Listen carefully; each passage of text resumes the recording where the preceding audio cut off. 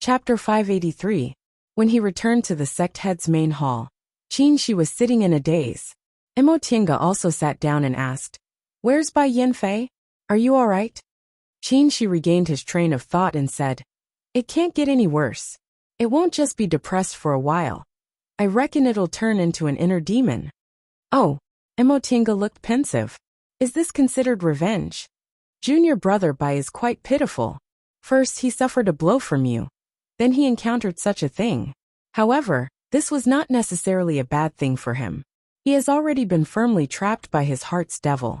If he suffers another blow, he might be able to rise from the dead." "I hope so." Mo Tiange didn't have much hope. With Bai Yanfei's temperament, he wouldn't change unless he really underwent a transformation. In the next few days, Bai Yanfei stayed in his room. They knew Bai Yanfei needed time, so they didn't disturb him, and let Fei train those cultivators in his place. In comparison, Wu Feishuang was in a good condition, although she couldn't repair her arm for the time being. And the injury wasn't something that could be healed in a day or two. She was in a good mood, and could even crack jokes occasionally. Mo Tiange thought in her heart, "This senior martial sister Wu, I'm afraid she's really here for revenge." However, her revenge is very direct. She clearly said she wanted Bai Yanfei to never forget her. She didn't feel the slightest bit of sympathy for Bai Yanfei. This child really deserved it. Who told him to not take care of her for more than 100 years? Even if he didn't love her, he still had to treat her well. But what about him? Because of him, Wu Feishuang, an elite among elites, was stuck at the foundation establishment stage, even though she was almost 200 years old. No wonder senior sister Miaoi was so angry. However, this was also good. Previously, Bai Yanfei was already trapped by his inner demon, and now, he was even more thoroughly trapped. Maybe he really could come around and add another nascent soul Lord Taoist to the sect. Even if he couldn't figure it out, Wu Feishuang would definitely be able to form her gold core after getting rid of this burden. With this thought in mind, Mo Tiange diligently went to see Wu Feishuang again. "Martial Uncle Qingwei." Wu Feishuang was still lying on the bed. Her complexion wasn't as ugly as it was a few days ago. Mo Tiange nodded with a smile. "How's the situation?" Wu Feishuang replied. "Senior brother Hanjian said that I don't need to fight anymore. I'll just lie here until we return to the sect." Mo Tiange nodded. "You're seriously injured, so you naturally don't need to fight anymore." "Yes, many thanks, Martial Uncle." The two of them didn't have much of a relationship, so they didn't say anything to each other. Mo Tiange thought for a moment, then asked straightforwardly, "Martial nephew Wu, aren't you afraid martial nephew Zhifei will fall into a demonic barrier by doing this?" Hearing this, Wu Feishuang smiled bitterly and said, "I purposely wanted him to have his heart demon." Upon seeing the astonishment on Mo Tiange's face, she said, "My master is Lord Taoist Miaoi. I'm not that easy to bully. Since he married me, he shouldn't treat me like this. My patience is limited. For the past few years, I've been thinking about how to leave him and teach him a lesson. Now I finally found the opportunity." A strange expression appeared on Mo Tiange's face.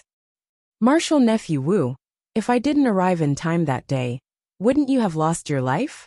Don't tell me you're willing to bet your life for revenge?" Wu Feishuang said faintly, "I know master entrusted me to the two martial uncles, so presumably they wouldn't let me die in an accident. Even if I really died, it wouldn't be a big deal. The path of cultivation is fraught with dangers. Since I've embarked on the path of immortality, I should be prepared to lose my life at any time." Mo Tiange was speechless for a long time before she sighed. "You're really bold." She really underestimated this senior martial sister Wu before. No, it should be said that everyone underestimated her. Speaking of which, she was Lord Taoist Miaoi's disciple, so this kind of character wasn't strange. Although Lord Taoist Miaoi looked gentle and amiable, her heart was actually very sinister. She recalled what Luo Fengxue once told her about Lord Taoist Miaoi's past. If we're talking about scheming, among us seniors, there's no need to mention martial uncle Xinjiang. He's a crafty old fox. The other one is martial uncle Miaoi, Luo Fengxue said with fervor and assurance. Mo Tiange, who was only in the foundation building realm, was surprised. "Martial uncle Miaoi? No way, right?" She's very amiable. That's just on the surface. Luo Fengxue stepped forward and said, I'll tell you something, but you have to keep your mouth shut. Mo Tiange nodded hurriedly.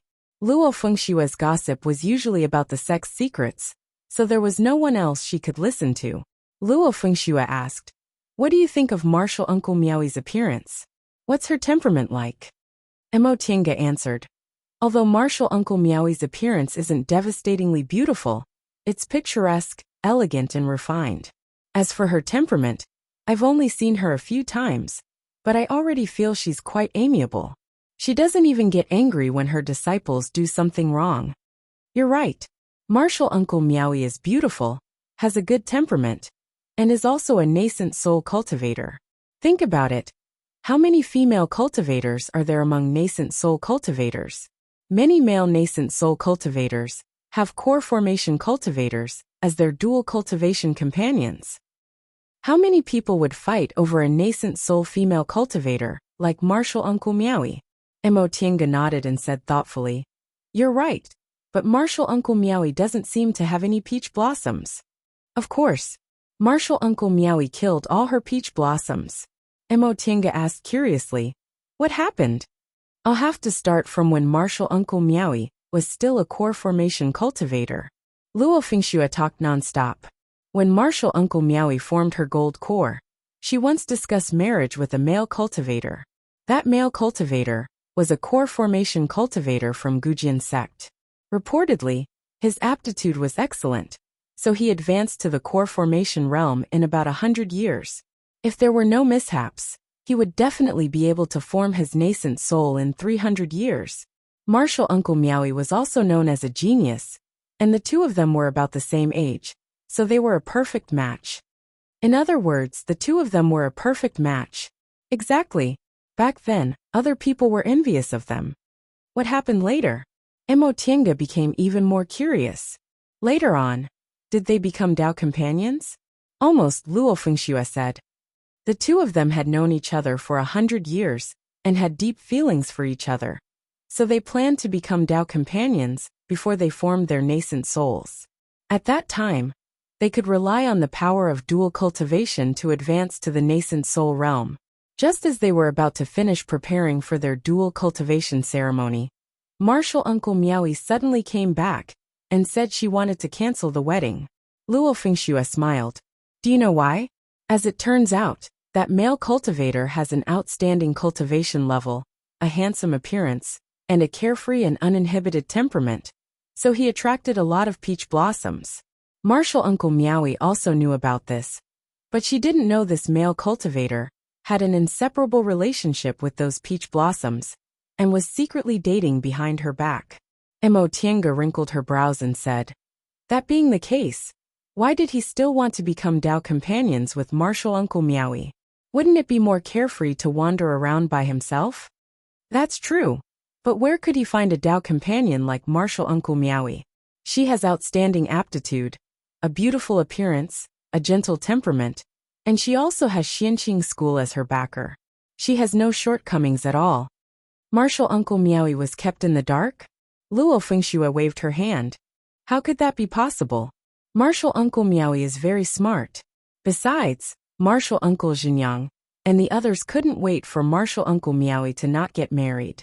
Their sect cultivated such an outstanding disciple, so if she marries into another cultivation group, they'll get half of her nascent soul in the future. In fact, Martial Uncle Miaoi already knew about that male cultivator's romantic affairs. She just pretended not to know, and even took the initiative to propose to become Dao companions. That male cultivator couldn't wait to report to his master and prepare for the dual cultivation ceremony. Then Martial Uncle Miaoi secretly spied on him. Right when he was making love with a peach blossom in his cave, Martial Uncle Miaoi suddenly appeared.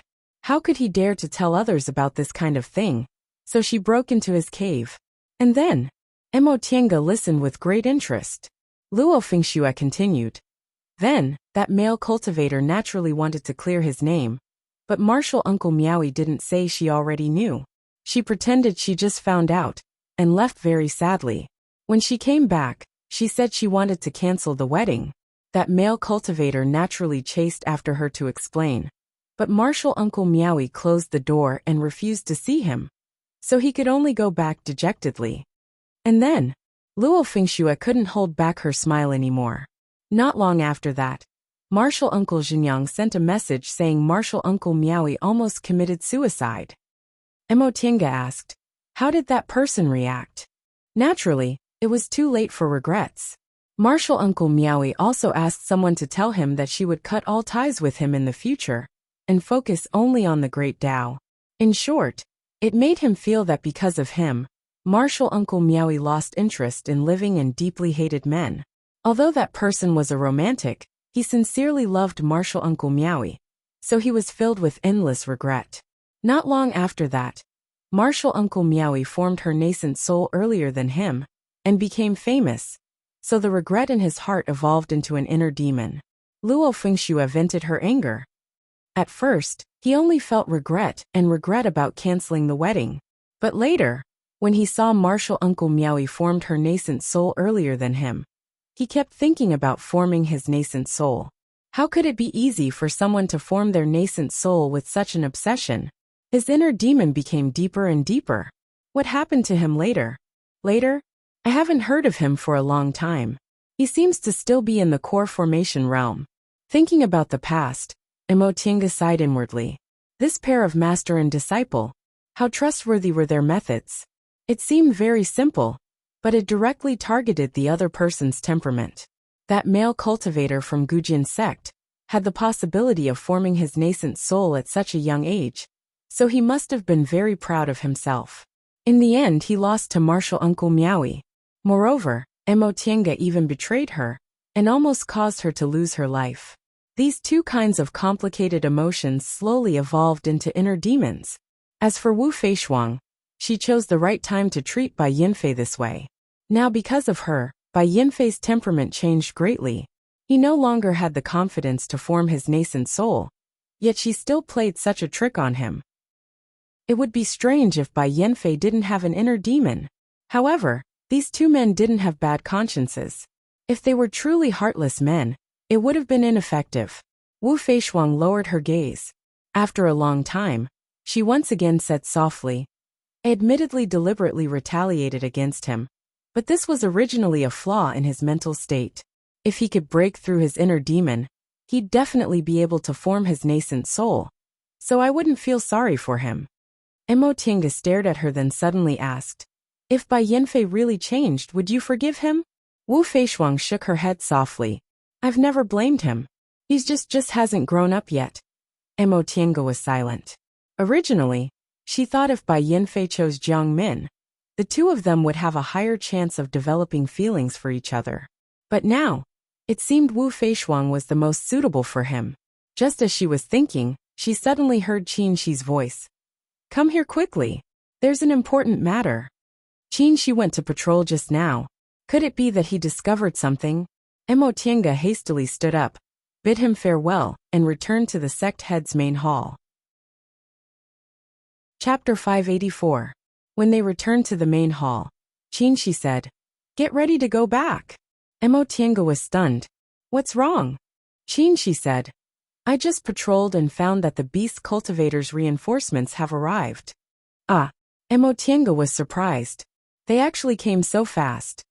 I already told Han Jian and Tang Shen to gather the disciples of the two groups and board the flying boat. Mo Tinga said, Bishuang Court has 2,000 disciples. Ying Jingyi transferred some of them, so there are more than 1,000 now, including the 300 disciples we brought. There should be about 1,600 in total, right? With so many people, the flying boat won't be enough. It's okay, Qin Shi said.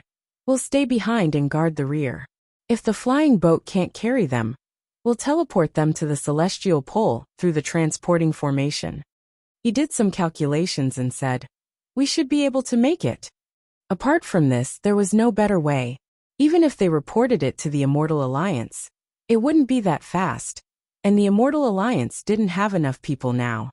Giving up on Bishuan Court and using Demonic Mountain as a danger zone was much easier to defend. Even if they attacked, Tiandao sect happened to be nearby. which was the base to resist the devil path, and nascent soul cultivators could be mobilized at any time. Qin recorded the situation here in a jade talisman and sent a message to the Immortal Alliance. A few days ago, they just sent a message to Lord Daoist Jinyang. But before they got a reply, their speculation became reality.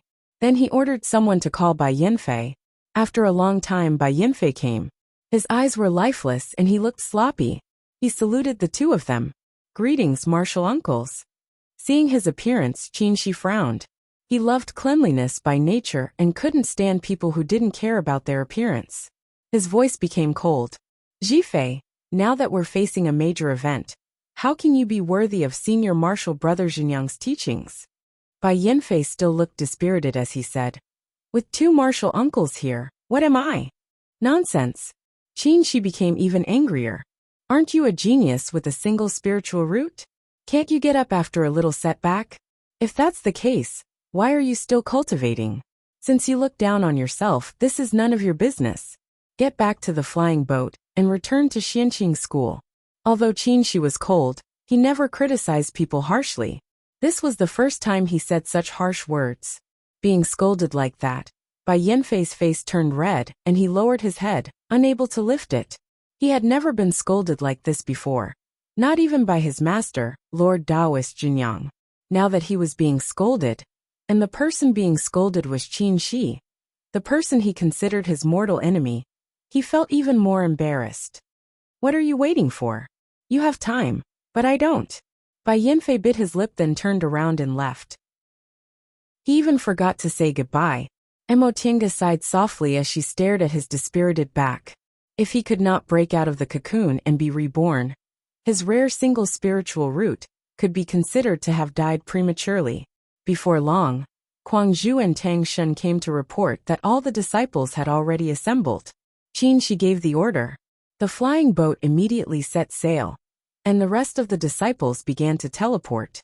As Emotinga walked inside Bishuan Court, she couldn't help but sigh as she looked at the richly carved railings and luxuriant flowers in front of her. The disciples could leave, the valuables could be moved, but these buildings were destined to be destroyed by the flames of war. Emo Yaoqing's painstaking efforts were going to be destroyed in the end. Just as he was thinking, he suddenly saw the Dao Achieving Pagoda in the distance shrink and descend. She was astonished. She shook her sleeves and flew in that direction. When she arrived at the original location of the Dao Achieving Pagoda, it was already empty. There was nothing there.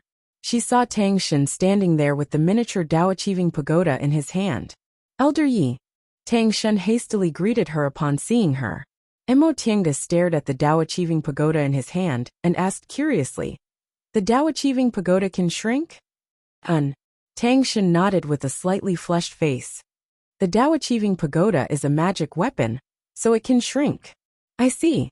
Bishuan Court's storehouse was inside the Dao Achieving Pagoda.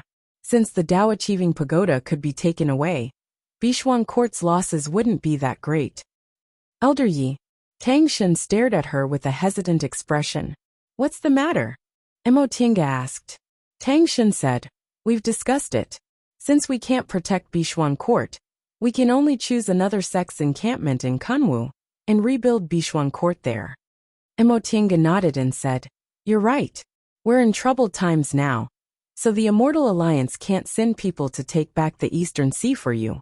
Besides, even if they did, it wouldn't be safe. There are no mortals in Linhai now. So it'd be better to rebuild Bishuan Court in Kunwu." "Yes, but..." Tang Shen glanced at her. "We don't have any connections in Kunwu, so it'll be very difficult for us to find a place with abundant spiritual aura to rebuild the sect. Therefore, I hope Elder Yi can help us." "This isn't difficult," Emo Tinga said. "That spiritual beast of mine is best at treasure hunting, so let it help you. If you choose a place with an owner, you can let it negotiate with you." Tang Shen hastily bowed. "Thank you, Elder Yi. It's nothing. No need to thank me." In the afternoon, they discovered that the number of 8th and 9th rank beast cultivators in Demon City had reached double digits, and among them, there were even 2 10th rank beast cultivators. Emo Tinga calmed down and said, "In Yunzhong." "Yunzhong?" "Yes. When I saw him, I thought he was a devil cultivator. The young man's gaze fell on her like lightning. He suddenly laughed and said, Miss Qin, I didn't expect to meet you again in this kind of situation. It turns out you're a cultivator from the celestial pole. Mo Tiange said faintly, I also didn't expect you to be a beast cultivator. The young man raised his hand and bowed politely. I had no choice back then. I hope Miss Qin can forgive me. Mo Tiange took a deep breath and said, Fellow Taoist Xianyue, you're too polite. This young man was Devil Monarch Xianyue, who she met in Yunzhong's heavenly snow city. Since he was a beast cultivator, he should be called Devil Monarch Xianyue. Devil Monarch Xuanyue's gaze fell on Qin Shi and he asked with a smile, Fellow Taoist, you are? Mo Tiange said, This is my husband Qin Shoujing. Devil Monarch Xianyue was surprised. He looked Qin Shi up and down and said, So you're not Miss Qin. You should be Madam Qin. As soon as he heard Qin Shi's surname, he knew Qin Wei was a pseudonym. Mo Tiange smiled faintly and said, It doesn't matter whether I'm Miss Qin or Madam Qin. I didn't expect to meet you again with a sword and a knife. Devil Monarch Xianyue was still smiling and said, I also think it's unbelievable. It's really a pity. But there was no pity on his face. This Devil Monarch Xianyue was a bit like Jing Xingji, peach blossoms when there was nothing to do, but a smiling tiger when there was something to do. Mo Tiange raised the corner of her mouth and asked, Fellow Taoist Xianyue, how should I address you? What's your identity? Devil Monarch Xianyue said, No one knows my name. Miss Qin, you can still call me Xianyue. I'm from the Qilin clan. I'm ranked second in my family. My father is the South Sea Sovereign. South Sea Sovereign? It sounded like the king of beast cultivators in the South Sea. So this Devil Monarch Xianyue was the second prince of the South Sea? She really didn't know what he did in Yunzhong when he pretended to be a devil cultivator. So you're Prince Xianyue? Mo Tiange glanced at the beast cultivators and suddenly smiled. Prince Xianyue, are you planning to exchange the lives of these beast cultivators for Bishuan court? Devil Monarch Xianyue didn't answer. He just smiled and said, Miss Qin, although your great formation is mysterious, it can't stop us. We only want the Eastern Sea. Why don't you just give it to us? Mo Tiange shook her head. Prince, are you sure you only want the Eastern Sea? She looked at Devil Monarch Xianyue and smiled. I'm afraid you still want Kunwu after you have the Eastern Sea, right? Devil Monarch Xianyue paused for a moment and smiled. It seems we're destined to fight this battle. Mo Tiange didn't bother to talk nonsense and only said one word. Please. Devil Monarch Xianyue stopped smiling and ordered faintly, Go. Yes, second prince. The beast cultivators answered. Except for the two 10th rank beast cultivators. All of them rushed towards the Great Mountain Protecting Formation. Chapter 585. Attacking forcefully was the stupidest way to break a formation. But it was also the most effective. Any formation had a tolerance limit. When the power of the attack exceeded its tolerance limit, it would collapse and cease to exist. Therefore, formations were also affected by realms. An aura refining formation couldn't kill a foundation building cultivator, and a core formation couldn't do anything to a nascent soul cultivator. Generally speaking, each cultivation group's Great Mountain Protecting Formations were formations above the nascent soul realm, but they couldn't compare to deification cultivators. Therefore, with so many beast cultivators above the 8th rank gathered, they could definitely break it by force. Of course, the process of breaking it wasn't that easy. Now, Black Moon Monster Sovereign and her group were planning to use this stupid method to break the formation. For beast cultivators, even if they were in the 8th rank, and their spiritual intelligence wasn't inferior to that of humans, their talent in miscellaneous studies was still inferior to humans. Using skills to break a formation wasn't as straightforward as using force. 10 8th rank beast cultivators formed a simple formation, and each took out a magic weapon refined from their body. Spiritual aura burst out and turned into a multicolored flying sword which pierced towards the heaven and earth inverted formation. The tip of the sword, which carried a threatening killing intent, heavily hit the heaven and earth inverted formation with a sharp whistling sound, causing the whole Bishuan court to shake.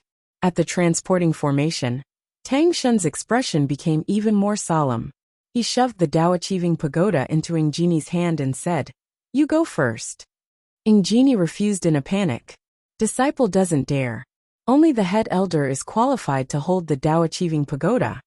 Tang Shun said solemnly, "We're in a critical period. For the sake of the sect's continuity, I'm giving the Dao-achieving pagoda to you. You don't need to refuse." Ingeni still shook her head. "It's the same if Elder Tang takes the Dao-achieving pagoda and leaves first. Besides, Elder Tang is more suitable than me to restore the sect's orthodoxy." Tang Shun said, "The head elder has the responsibility to protect the disciples, so I must stay here. I'm telling you to go, so go." He then pushed the Dao-achieving pagoda into her hand. Right after the three disciples left, Ingeni stood on the transporting formation with tears in her eyes. "Elder Tang." Tang Shun ignored her and bowed towards Feifei, who was leaning lazily against the wall. "Senior Marshal Brother, after we arrive in Kunwu, please take care of me." Feifei blinked and nodded, seeing the teleportation array light up and Ingeni vanish. Tang Shun turned around and looked in the direction of the mountain gate in silence. There were 2 teams of 10 8th Order Demon Cultivators, and 1 team of 6 9th Order Demon Cultivators. The 3 teams of Demon Cultivators took turns to attack the Heaven and Earth Inversion Formation, and finally made a hole in the defensive barrier. Upon seeing this, Black Moon Demon Sovereign's face lit up. He cast a glance at the expressionless Emotienga, and Qin then waved his hand. "Enter the formation." A sneer appeared on Emotienga's face when she saw more than 20 beast cultivators entering the Heaven and Earth Inverted Formation. A small flag appeared in her hand out of thin air, and she waved it lightly. Rumbling sounds could be heard from within the formation, as if the sky was collapsing. Black Moon Demon Lord's expression changed slightly. He turned to the 2 level 10 demon cultivators beside him and said, "Elders, this, of the 2 10th ranked demon cultivators." The one with a pale face and no beard waved his hand and said, "Don't worry, Second Prince. We won't be completely annihilated." She glanced at him with the 3 young real fire in his hand, and said in a low voice, "Let me enter the formation and kill them." Emotienga pondered for a while, then took out a jade talisman and gave it to him. "With this talisman, the formation won't attack you. Don't fight them head-on. Just kill them with the help of the formation." She chuckled. "I know. You don't need to give me instructions like a disciple." Emotienga was stunned and felt embarrassed. These days, when commanding disciples and controlling the formation, she habitually gave instructions like this and that, so she just said this sentence casually. "Open the formation and let me in," he said. Emotienga waved the formation flag, and a small hole about 3 feet wide appeared where they stood. Dark clouds rolled inside. Qin shrank his body and jumped down. After entering the formation, Qin rode the wind. He was surrounded by rolling dark clouds, and not far away, lightning flashed incessantly. He had a jade talisman on his waist, so neither the dark clouds nor the lightning bothered him, as if he didn't exist. The dark clouds blocked his line of sight, so he couldn't see anything. He waved his sleeve, brushed away the dark clouds and descended. After jumping down from the dark clouds, he naturally looked down, but he was shocked. It wasn't the ground below, but the sky. There was a sun hanging in the deep blue sky. Did I go in the opposite direction? With this in mind, he prepared to turn around, but only halfway through, he turned back. No, it was indeed below. Above, there were several mottled pieces of land between the dark clouds. Plains, lush, mountains, and oceans. The Heaven and Earth Inverted Formation. So that's what it is. Qin seemed to understand. Since Heaven and Earth were inverted, Yin and Yang were probably also inverted. Those beast cultivators wanted to break the formation, but at least 10 of them died. As he thought about this, he saw a group of beast cultivators entering the formation. 26 beast cultivators, 3 9th-ranked beast cultivators at the front and back, and 20 in the middle, divided into 4 teams, formed a shuttle formation, and flew slowly and cautiously. Qin held the jade talisman in his hand, quietly turned into a dark cloud, and slowly drifted towards this team. In normal times, no matter what he turned into, he would more or less reveal some flaws in front of these 8th and 9th ranked beast cultivators. However, they were inside the heaven and earth inverted formation. Emotienga presided over the formation, and he had a jade talisman in his hand. After turning into a dark cloud and merging with the formation, it was impossible for him to reveal his identity. After flying for a while, the beast cultivator in the middle stopped, turned around and said, "Two in a team, spread out and look around for strange things that might be the eye of the formation." "Yes," the beast cultivators answered. The beast cultivator in the lead said again, "Remember, if there's an accident, immediately activate the spirit chain." Yes, the beast cultivators spread out in a team of two and went in different directions. She chose a pair of early-stage nascent soul beasts and followed them quietly. After flying for a while, a wretched-looking black man said, "Human formations are really amazing. The things here look real. How can we know what's strange if we keep searching?" "Yes," another youth with a short stature said, "Human things are so strange. How can we recognize them?" The two beasts flew in silence for a while. The black man said again, "In my opinion, we're doing fine in Shumi Sea. Why do we have to attack humans? Humans have a lot of treasures, but our Shumi Sea is full of treasures. We don't need them." "Who knows?" the short youth said. "Who dares to disobey the sovereign's order? Besides, the leader this time is the second prince. The second prince is very interested in human things. I heard he even traveled to human territory 100 years ago. I really don't understand. There's probably some mystery. Chilans have noble bloodlines and are naturally more intelligent than us. The second prince is also the smartest among all the princes. Maybe he'll inherit the throne in the future." The youth smiled and said, "Brother Philong came with the second prince because of this?" The black man chuckled. "If it weren't for this, who would be willing to do this hard job? Brother Jelly, aren't you?" The youth chuckled and didn't defend himself, which showed that it was indeed the case. Qin Shi, who was listening from behind, pondered in his heart. Was Shumi Sea referring to the South Sea? The South Sea Sovereign's clan seemed to be fighting for the throne. "Brother Philong, why can't I see clearly?" the short youth muttered. "That's right." The two demons turned around, only to see dark clouds rising around them, covering the surrounding scenery. "Not good." The youth shouted. "The formation might be activated." As soon as he said that, he and the black man were about to disperse the dark clouds, but lightning suddenly burst out from the dark clouds and covered the two beasts. Boom, boom, boom, boom, boom. Explosions rang out incessantly. Qin Shi hid in the dark clouds. Seeing that the two beasts couldn't resist the lightning, he instantly transformed into his human form. The three young real fire sword flew out of his sleeve, silently but flexibly circling them, and the heads of the beasts trapped by the lightning were easily cut off. After they died, the two beasts returned to their original forms. The black man was originally a sea centipede, but he was now called a flying dragon. The short youth was a fat and short loach. He put the two beasts' corpses back into his interspatial ring and heard the sound of fleeing not far away. The movement of the heavenly thunder formation just now was too big. 80% of the scattered beast cultivators heard it and were rushing over. Qin Shi didn't panic at all. He still turned into a dark cloud and drifted away slowly. Colorful streaks of light quickly flew over, and the two ninth-tier beast cultivators were the first to arrive. They scanned the surroundings with sharp eyes, but did not find anything suspicious. "Isn't it here?" one of the beasts muttered. The other beast shook his head. "I did feel the fluctuation of magic here. It was here just now." The other beasts flew over one after another. A ninth-rank beast cultivator counted and said with a solemn expression, "Two are missing." Another ninth-rank demonic cultivator swept the surroundings with a sharp gaze. "It seems that they were killed here." The two beast cultivators looked at each other, and one of them said, "We can't split up anymore." The other beast nodded. "Let's look for them together." Then he said loudly, "This formation is strange. From now on, don't split up. Line up." The ninth-rank beast cultivators still lined up in a shuttle formation in the front and the back. Qin Shi sighed regretfully. With so many beast cultivators together, it was hard for him to break them one by one with the help of the formation. When could the formation be activated? Just as he was thinking about this, the surroundings suddenly darkened. The beast cultivators were shocked. They looked up and saw that the sea began to roar on the ground above.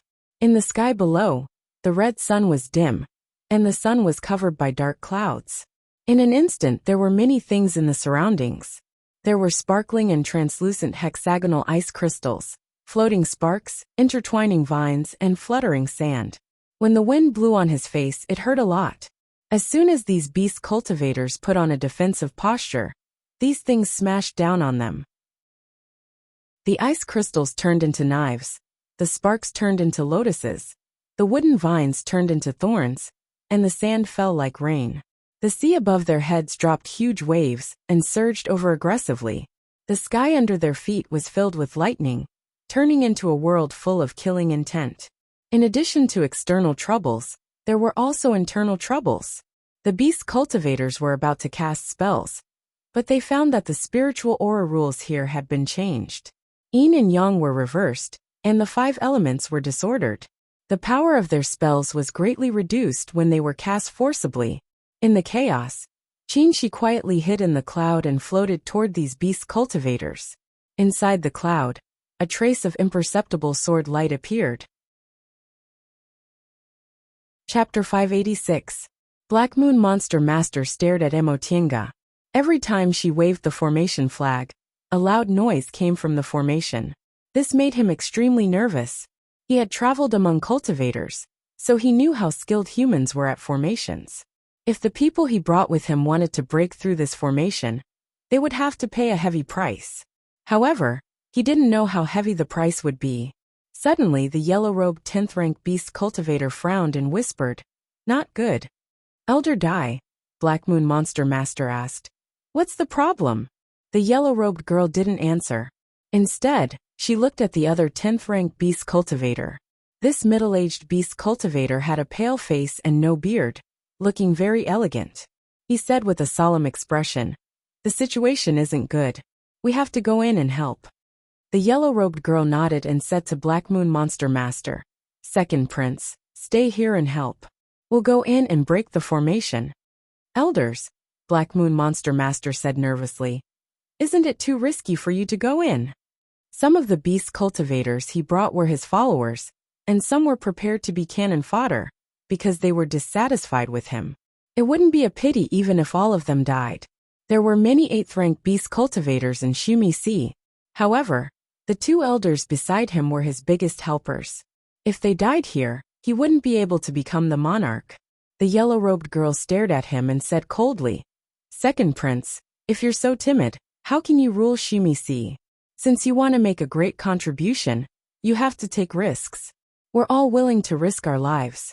What are you afraid of?" Black Moon Monster Master listened obediently and lowered his head. "Then I'll have to trouble you, elders." The yellow-robed girl didn't say anything else. She swung her sleeve and turned into a giant yellow butterfly, flying into the formation.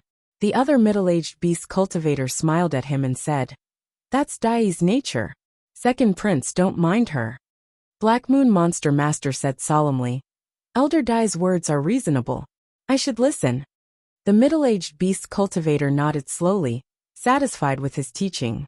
"Second Prince, you must be careful here. If we're in trouble, run away." Black Moon Monster Master shook his head. "I brought you here, so I'll go back with you. If you die here, I'll definitely accompany you." "Second Prince, you can't say that," the middle-aged beast cultivator said. "As a monarch, you must have the spirit of a monarch. No matter how high our cultivation levels are, we're still subordinates. A monarch can die for his country or his position, but not a demon. No matter how important a demon is, it's not as important as the entire Shumi Sea." Black Moon Demon Lord bowed respectfully. "Thank you for your guidance, Elder Jing. I will keep it in mind." The middle-aged beast cultivator nodded with a smile. Black Moon Cultivator said, "I'll go." The middle-aged demonic cultivator's body shook, and he transformed into a gigantic killer whale, passed through the hole, and entered the formation. Black Moon Demon Lord frowned and stared at the entrance of the cave. The monster master blackened. "Shanxi Demon," said. Demon monster cultivators said. Was sea monster was tea. Although the Shumi Sea was large, there weren't many rank 10 Yao cultivators. Besides the secluded ones, only a few Yao cultivators had a clear stance. As the second prince, Black Moon Monster Master wasn't the heir to the throne. He was talented, smart, and quick-witted, so the elders supported him. Jie and Jing, who were 10th rank elders, and were very important to the monarch. If they died here, not only would his power be greatly reduced, but the monarch would also blame him. What was worse was that he and the first prince were enemies. If he lost the protection of the two elders, he would be eliminated by his eldest brother. He looked up at Emotienga, who was presiding over the formation. When he met Emotienga, he thought she had some secrets and had a suspicious background.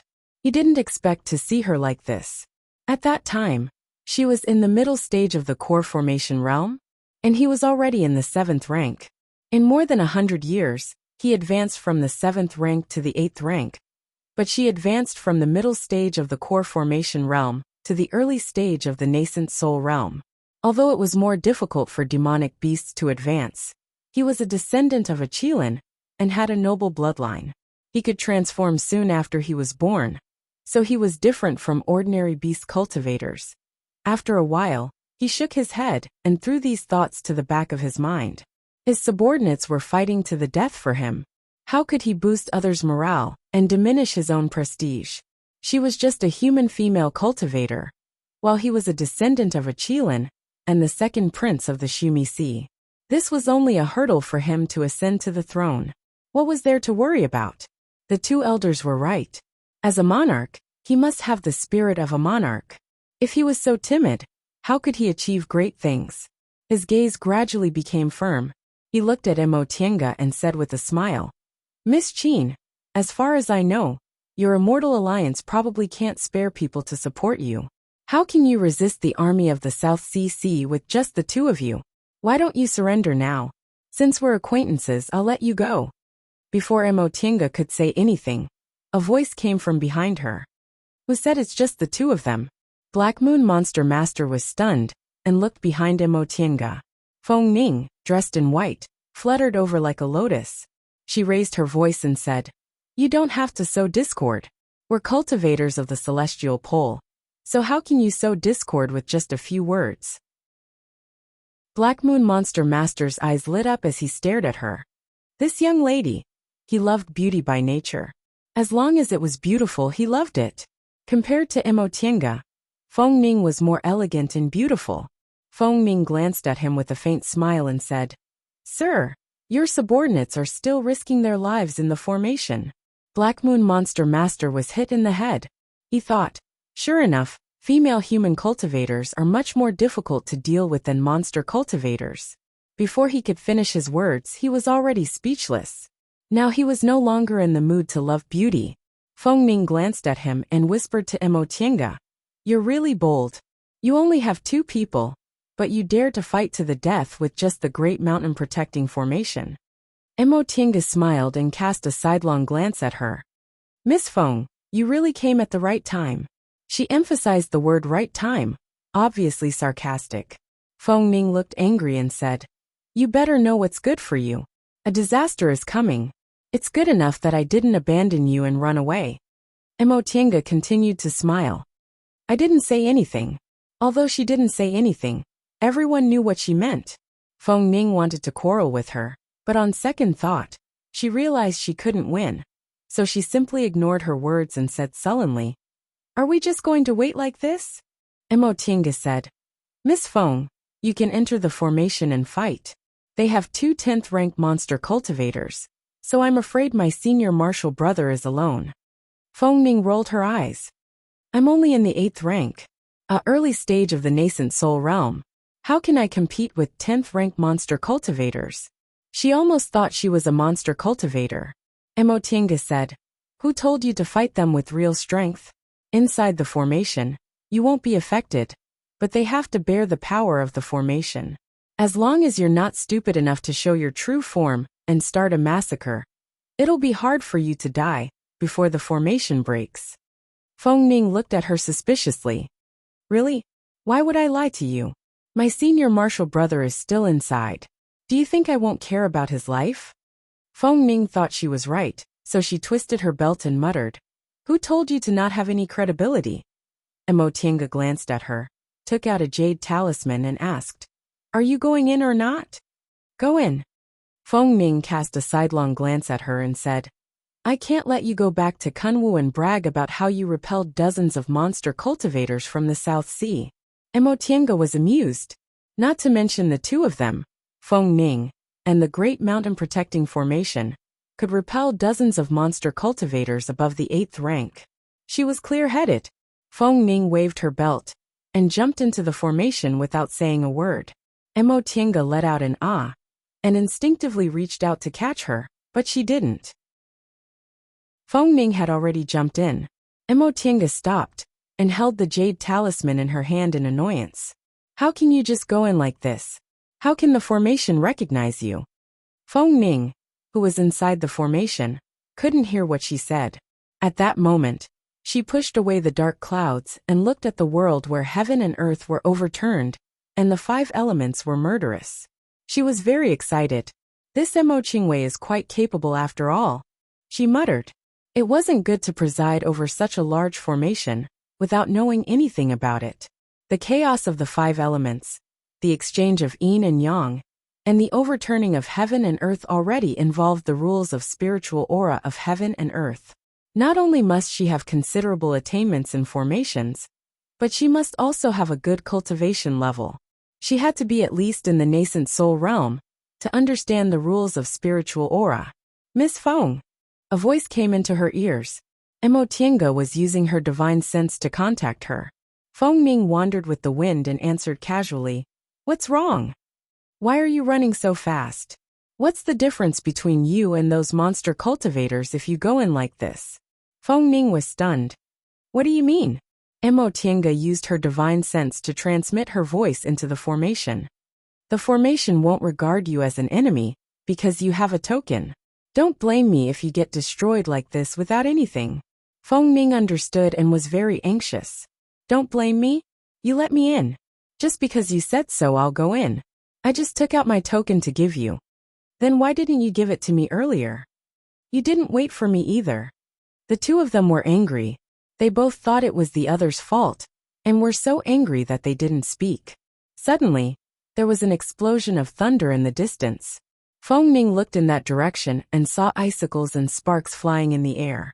Lightning and sand danced wildly, sweeping towards her. "Emo Qingwei!" She couldn't help but shout. Emotienga had already discovered it. She hurriedly waved the formation flag, and a dark cloud turned into a giant hand blocking it. When the surroundings calmed down, she said, "I'll let the formation avoid you, but you have to be careful. Just kill the lone ones. Don't get close to them." "Got it," Feng Ning replied snappily after falling into such a sorry state. Right after she said that, an 8th-rank monster cultivator in front of her was swept over by the sandstorm. Feng Ning's eyes lit up, and she went to meet it. Qin she showed himself. The red sword light in front of him was vast and mighty, spreading into a red ocean, and sweeping towards the beast cultivators in the gale. When the sword light touched the monster cultivator, a yellow figure suddenly appeared on the opposite side. It flashed in the air, and yellow powder and wine flew towards the sword light. Seeing that the sword light was blocked, Qin Shi uttered an "ha" and fixed his eyes on it. He saw that the giant yellow butterfly in the air had turned into a girl in yellow, standing in the air with a cold and arrogant face. On the other side, a huge killer whale swam over slowly, stopped beside the girl in yellow, and stared at Qin Shi with its huge eyes. "Jie, keep him busy." The girl in yellow nodded, waved her belt, and turned back into her original form, flying towards Qin Shi. Chapter 587. Qin Shi didn't know what kind of species this giant yellow butterfly was, nor did he know its innate magic weapon. But since it blocked his sword light with yellow powder, it must be one of its killer moves. At this moment, he had already thought of a countermeasure. With a wave of his hand, the sword light flew back into his sleeve. When the giant yellow butterfly flew over, he had already disappeared. Jie stopped, her mouth opening and closing as she asked Jinghu, "What's going on?" Jinghu also didn't know, but another beast cultivator shouted, Elder Dai, this person can use the power of the formation at will.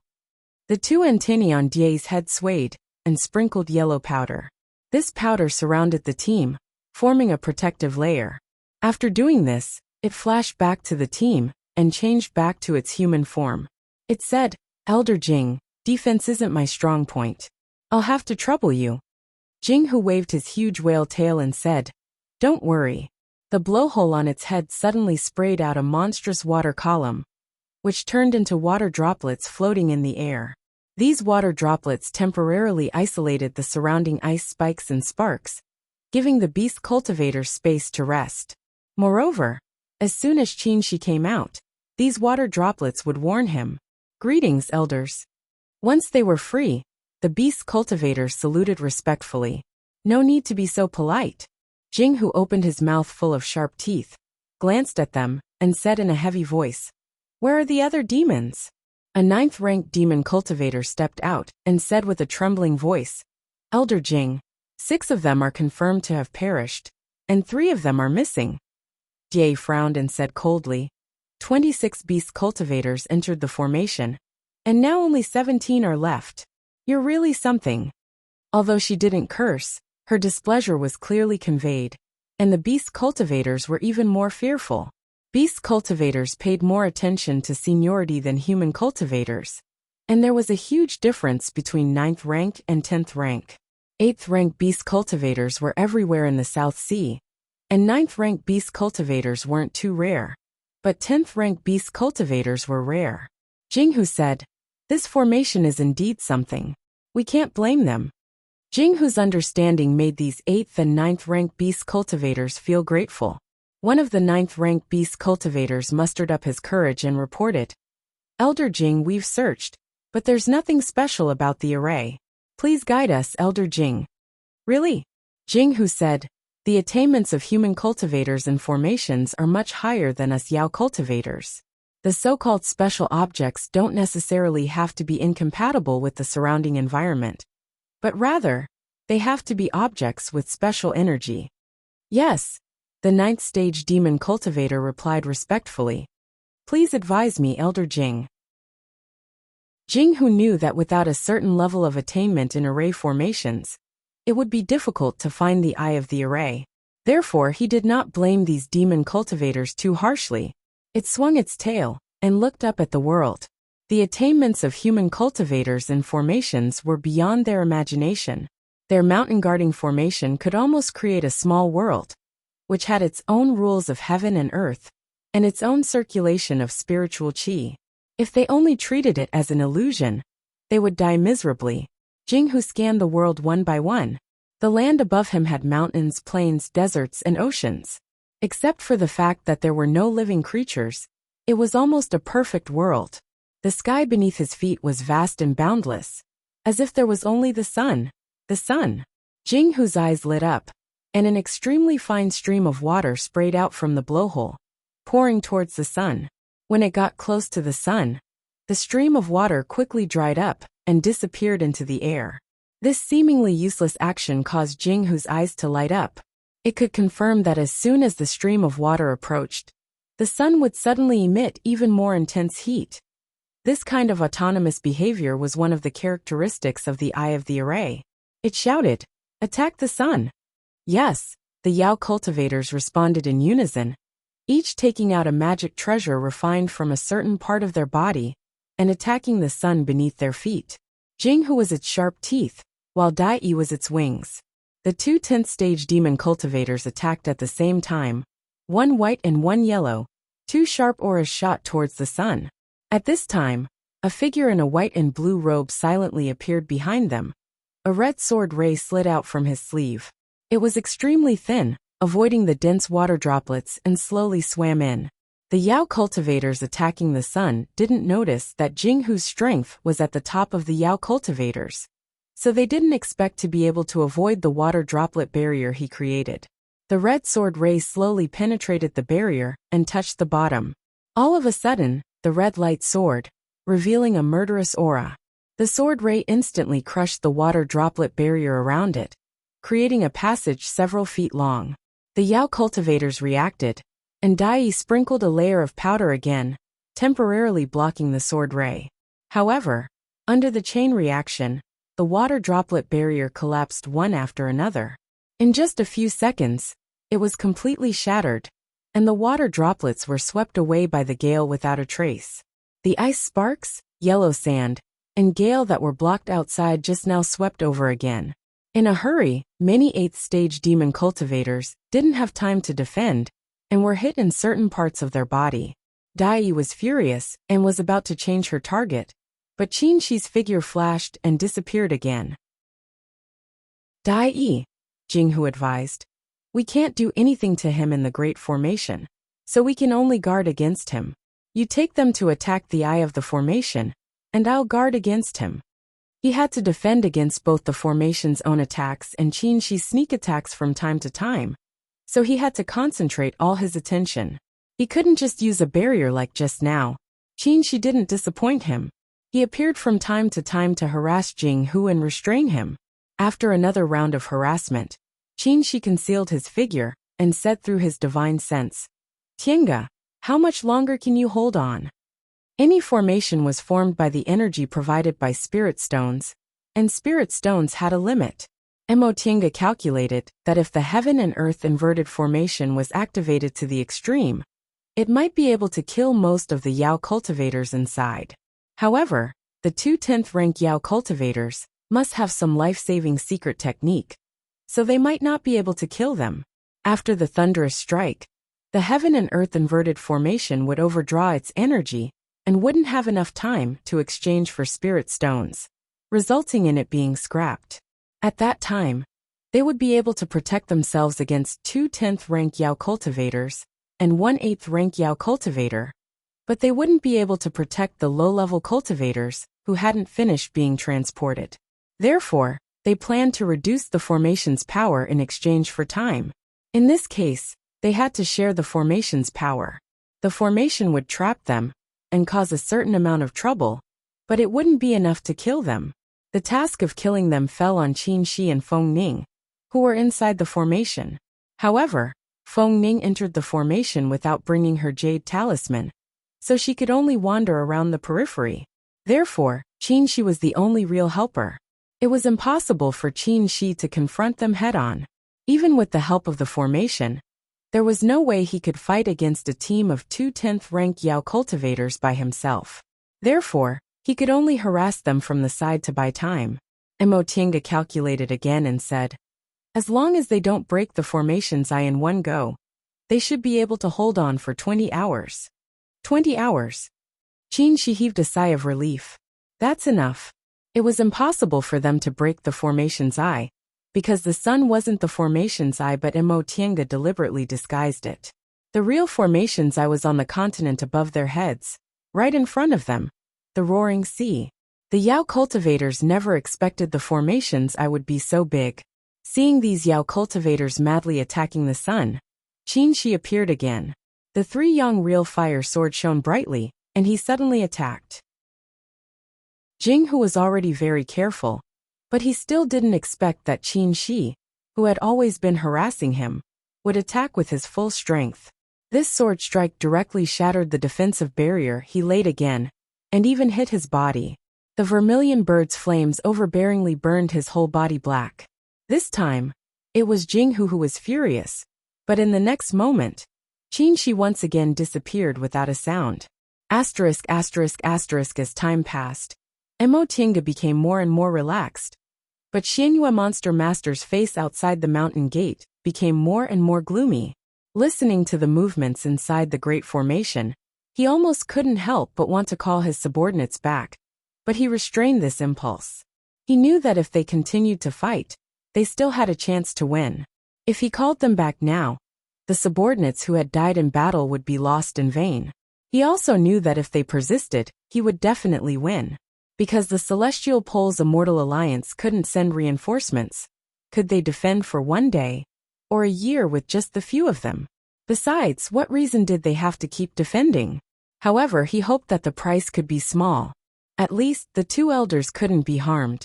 Inside the Great Formation, the light of the sun slowly dimmed. The beast cultivators all looked happy, And even Jing Hu, who was constantly harassed, spared some of his attention to pay attention to that side. But he didn't dare to be careless. That human cultivator had tormented him enough. He had reason to believe that as long as he made a mistake, that human cultivator would come out and give them a fatal blow. Fortunately, what he was worried about didn't happen. Jie flapped her wings, and a golden light flew towards the sun. With a loud boom, the sun, which was on the verge of collapse, was finally completely destroyed. The beast cultivators looked at each other in dismay as they watched the sun fly upward and finally fall into the roaring ocean, making a loud noise and even causing a tsunami on the ground. There was no shaking of heaven and earth, and there was no collapse of heaven and earth. It was just so quiet. No, those icicles, sparks, gales, and lightning were still fiercely attacking them. There was only one explanation for this. It's not the formation eye. Jing Hu said in a daze. If the formation eye was destroyed, the formation would collapse. The sun was destroyed by them, but the formation was intact, which meant that the sun wasn't the formation eye at all. The white-robed and blue-robed figures disappeared, and thousands of red sword lights suddenly appeared, blotting out the sky and rushing towards them. Jing Hu was in a trance. Only Jie quickly sprinkled yellow powder to block the sword lights, but it wasn't enough to dissolve them. He could only watch helplessly as the sword lights hit him. The dazzling red light wasn't enough to kill them, but it injured them all. And the culprit who killed them disappeared. Outside the formation, a sound-transmitting talisman flew out and fell into Emotinga's hand. The sound-transmitting talisman burned by itself, and Tang Shun's voice came. Elder Yi, all disciples have been teleported. Emotinga looked happy and quickly replied, You're also teleported. Destroy the transporting formation after you're teleported. She looked at the gloomy Xianyue monster sovereign, made a hand seal, and waved the formation flag. With a boom, the whole formation exploded. Chapter 588. Inside the Great Formation, sand suddenly danced, icicles flew, the sky sank, stars fell, and rivers and seas were overturned. It was as if heaven and earth were destroyed in an instant. The beast cultivators all turned to look at Jing Hu. Elder Jing, Jie said doubtfully. Isn't the formation broken? Jing Hu also felt strange. The collapse of heaven and earth was indeed a sign that the formation was broken. But why didn't it happen when the sun was struck down? Was the sun the eye of the formation? The gale grew fiercer and fiercer, carrying with it a boundless power, instantly breaking Jing Hu and Jie's defenses. The dozen or so Yao cultivators were caught off guard, and were suddenly swept into disorder. Some of the weaker ones were immediately swept away by the gale. Jing Hu spat out a drop of water, barely holding on. He was horrified. This isn't breaking the formation. This is. Before he could finish speaking, his huge body was enveloped by lightning. He looked around in fear, only to find that lightning covered the whole world. Boom! With a loud explosion, the whole Bichuan court was shrouded in smoke. The mountain gate was blown up, the buildings collapsed, and the mountains shook. Xianyue Monster Lord reacted quickly. He showed his true form in an instant and fled several miles away. His true form was a blue water beast that looked like a qilin. Several figures slowly appeared in the smoke. Ba! Ba! Ba! Feng Ning frowned without caring about her image, and tried hard to spit out the smoke she inhaled. After she finished, she pointed at Emotinga, who was still floating like a fairy, and said angrily, Emo Qingwei, did you deliberately watch me embarrass myself? She wanted to break the formation but didn't tell me, making me so embarrassed. When had she, Feng Ning, ever been so disgraced in her life? It was too shameful. Emotinga glanced at her and said lightly, Why didn't others do it? Others? Feng Ning turned around, and found that Qin was still calm, and there was no dust on his blue and white robe. She couldn't help but clench her teeth. This couple, Emotinga said, Don't say I didn't tell you. It's time to run for your life. Huh? Feng Ning was dumbfounded. Before she had time to ask, her instinctive vigilance woke her up.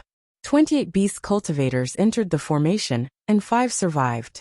2 were in the 10th rank, and 3 were in the 9th rank. Including Xianyue Monster Lord, there were 6 in total. As for them, There were only 3 of them. One of them was in the middle stage of the nascent soul realm, while the other 2 were in the early stage. Although none of them could be regarded as ordinary nascent soul cultivators, their opponents were not ordinary Yao cultivators either. They were the elites of the South Sea. This was the only way to escape. Feng Ning waved his belt, and the Chinese harp appeared in his hand. His 5 fingers plucked the harp quickly, and the music suddenly sounded. The sound wave turned into a dazzling light, and rushed towards Black Moon Demon Lord. Then, a talisman appeared in her hand out of thin air and ignited. She was surrounded by white light. Before anyone could react, she escaped in an instant. She ran really fast. Emotinga curled her lips as she watched Feng Ning's flight light disappear. Since the Luan and Phoenix immortal couple was willing to let their precious daughter participate in the battle between the demonic cultivators, they were naturally fully prepared. It was not surprising that they could successfully escape under the watchful eyes of the 10th-tier demonic cultivators. Actually, they wished for nothing more than for Feng Ning to escape. In that case, they would have nothing to worry about. Qin Shi shifted his gaze and gave her a meaningful glance. Emotinga nodded lightly. Prince Xianyue. Emotinga smiled and looked at Black Moon Demon Lord, who had an unsightly expression not far away. It's fine to give the Eastern Sea to you, but you have to pay a price, don't you? Black Moon Demon Lord clenched his teeth, but didn't say a word. Out of the 28 demonic cultivators, 3 9th-ranked demonic cultivators, and 28th-ranked demonic cultivators died. How big of a loss was this? Although these demonic cultivators weren't enough for the South Sea, they would certainly be used by the eldest prince to attack him. He originally thought losing half of them would be enough. Humph.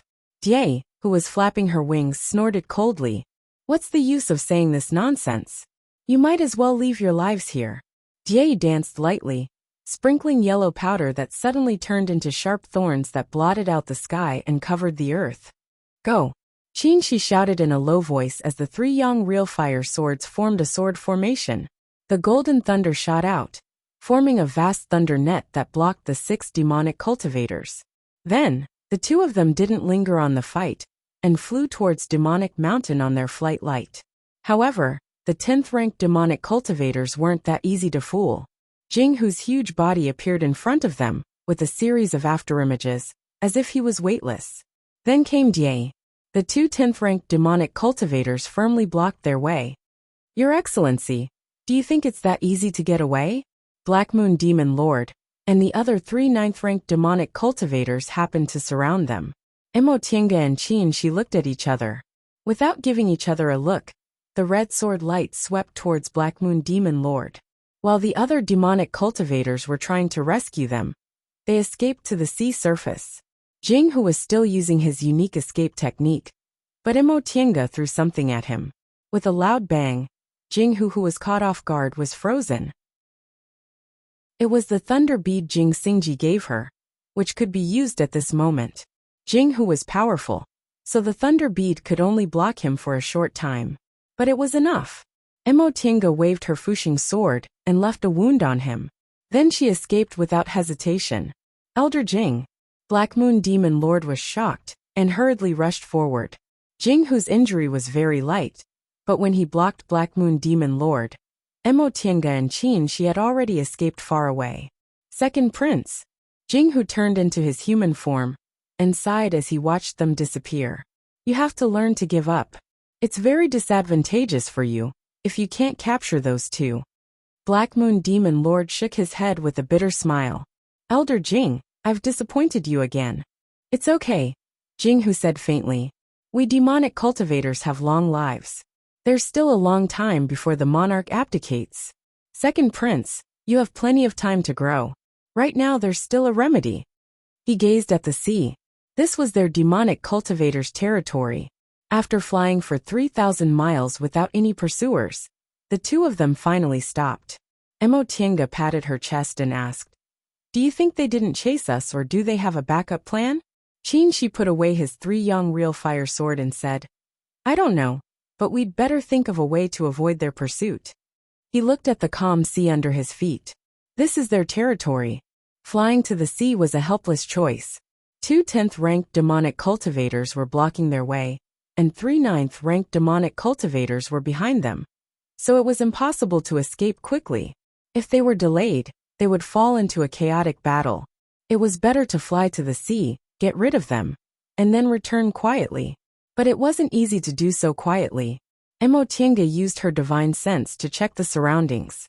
There were no high-ranked demonic beasts around, so she threw out the 10,000 miles canoe and said, "Let's take a rest first." The 10,000 miles canoe was called a canoe, but it could actually change into various shapes.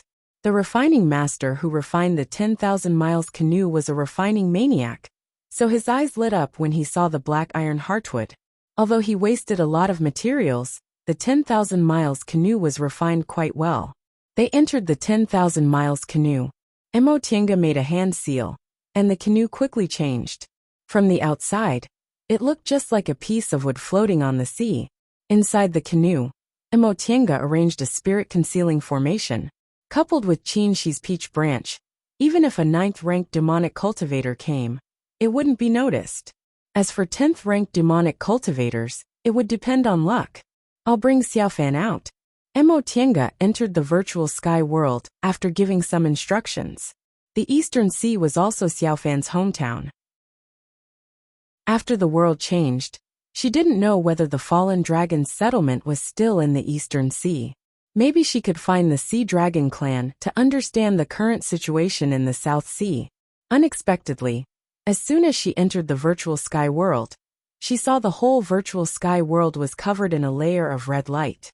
Emotienga was stunned. Xiaofan and Xiaohua rushed over, one biting her sleeve, and the other grabbing her hem. "What's going on?" Xiaofan said. Xiaofan advanced. Xiaofan was the name they gave Qinshi's Chongming bird. Qinshi had always been boring. He only had one spiritual beast, and he only kept it idle, so he didn't give it a name. Later he kept the Chongming bird in the virtual sky world, and often played with Xiaohua and Xiaofan. Xiaofan called it Xiaofan, which the Chongming bird accepted. Qinshi also didn't object. From then on, Xiaofan became the Chongming bird's name. Emotienga looked up. In the air, there was a cocoon made of red light with a hint of vermilion bird's breath. The red light illuminated the whole virtual sky world, making it look like the setting sun, covered with a layer of red. After Qinshi learned the method of condensing vermilion bird pearls from Feifei, he often condensed 1 or 2 pearls and fed them to Xiaofan and Xiaohua, so they also carried vermilion bird's breath on them. After confirming it was the Chongming bird advancing, Emotienga touched the space between her eyebrows and left the virtual sky world. "What's wrong?" Qinshi took out the map and looked at her in surprise. She only went in for a few breaths and didn't bring Xiaofan out. "How did she come out?" Emotienga took his hand and said, "Let's talk inside." After entering the virtual sky world, Qinshi was stunned to see the red color on the ground. Then he looked happy. The Chongming bird advanced. "Yes." Emotienga pointed at the cocoon made of red light in the sky. "Look, it'll probably break out of the cocoon soon." Qinshi looked at the red cocoon in the sky and said, "The Chongming bird is in the 8th rank, so it can transform. We have to prepare for the transformation heavenly tribulation." Deification cultivators and beast cultivators had to go through heavenly tribulation when they transformed. The Chongming bird was in the 8th rank, so it was fine inside the virtual sky world. Once it left the virtual sky world, it would face heavenly tribulation. Only when it successfully passed the heavenly tribulation could it become a real beast cultivator and gain spiritual intelligence. The two of them got busy. Xiaohua and Xiaofan squatted outside the door and looked at the Chongming bird in the sky. "Xiaohua, what do you think Xiaofan looks like?" Xiaofan asked. Xiaohua squatted on its hind legs and raised its head to call twice. Xiaofan understood the demonic beast language, but it shook its head and said, "No, it must be a beautiful sister." Xiaohua called twice again, as if it was protesting. "It must be a beautiful sister," Xiaofan said angrily. Xiaohua called again. "Okay, if you don't believe me, we'll wait and see." ****. Do you remember the heavenly tribulation of the 3 beast cultivators in the Sea of Returning Ruins last time? Qin, she asked while preparing spiritual plants to concoct medicinal pills. Emotienga flipped through the books in the bookcase, looking for information about the transformation heavenly tribulation. She answered, "No, we were in the heavenly tribulation last time. How could we remember to read other people's heavenly tribulations?" She put the book in her hand back inside. If only Feifei was here. It would know what to do. Since there were so many Feifeis to deal with, she let Feifei go back to Kunwu with Tang Shen and the others. Qin, she looked up at her. It's not good to always rely on it. Emotinga was stunned and thought about it carefully. Ever since Feifei gained spiritual intelligence, it had become a habit for her to ask Feifei if she couldn't make a decision. This was indeed not good. Although Feifei was her spiritual beast, it didn't belong to her. It would have its own path sooner or later. I see. She nodded. In fact, even if she didn't know what the transformation heavenly tribulation was about, it didn't matter. She herself had experienced a heavenly tribulation. Even if the two kinds of heavenly tribulations were different, there shouldn't be much difference, so she just had to do it. With this thought in mind, she threw the book away and said, "Then I'll prepare a defensive formation." Okay. Qin, she nodded with a smile. Chapter 589. These cultivators took much less time to transform than human cultivators. Ordinary cultivators spent 3 to 5 years in closed-door meditation to form their nascent soul, and some even took more than 10 years. Beast cultivators, on the other hand, had a lot of time to accumulate, but the time it took for them to advance was very short.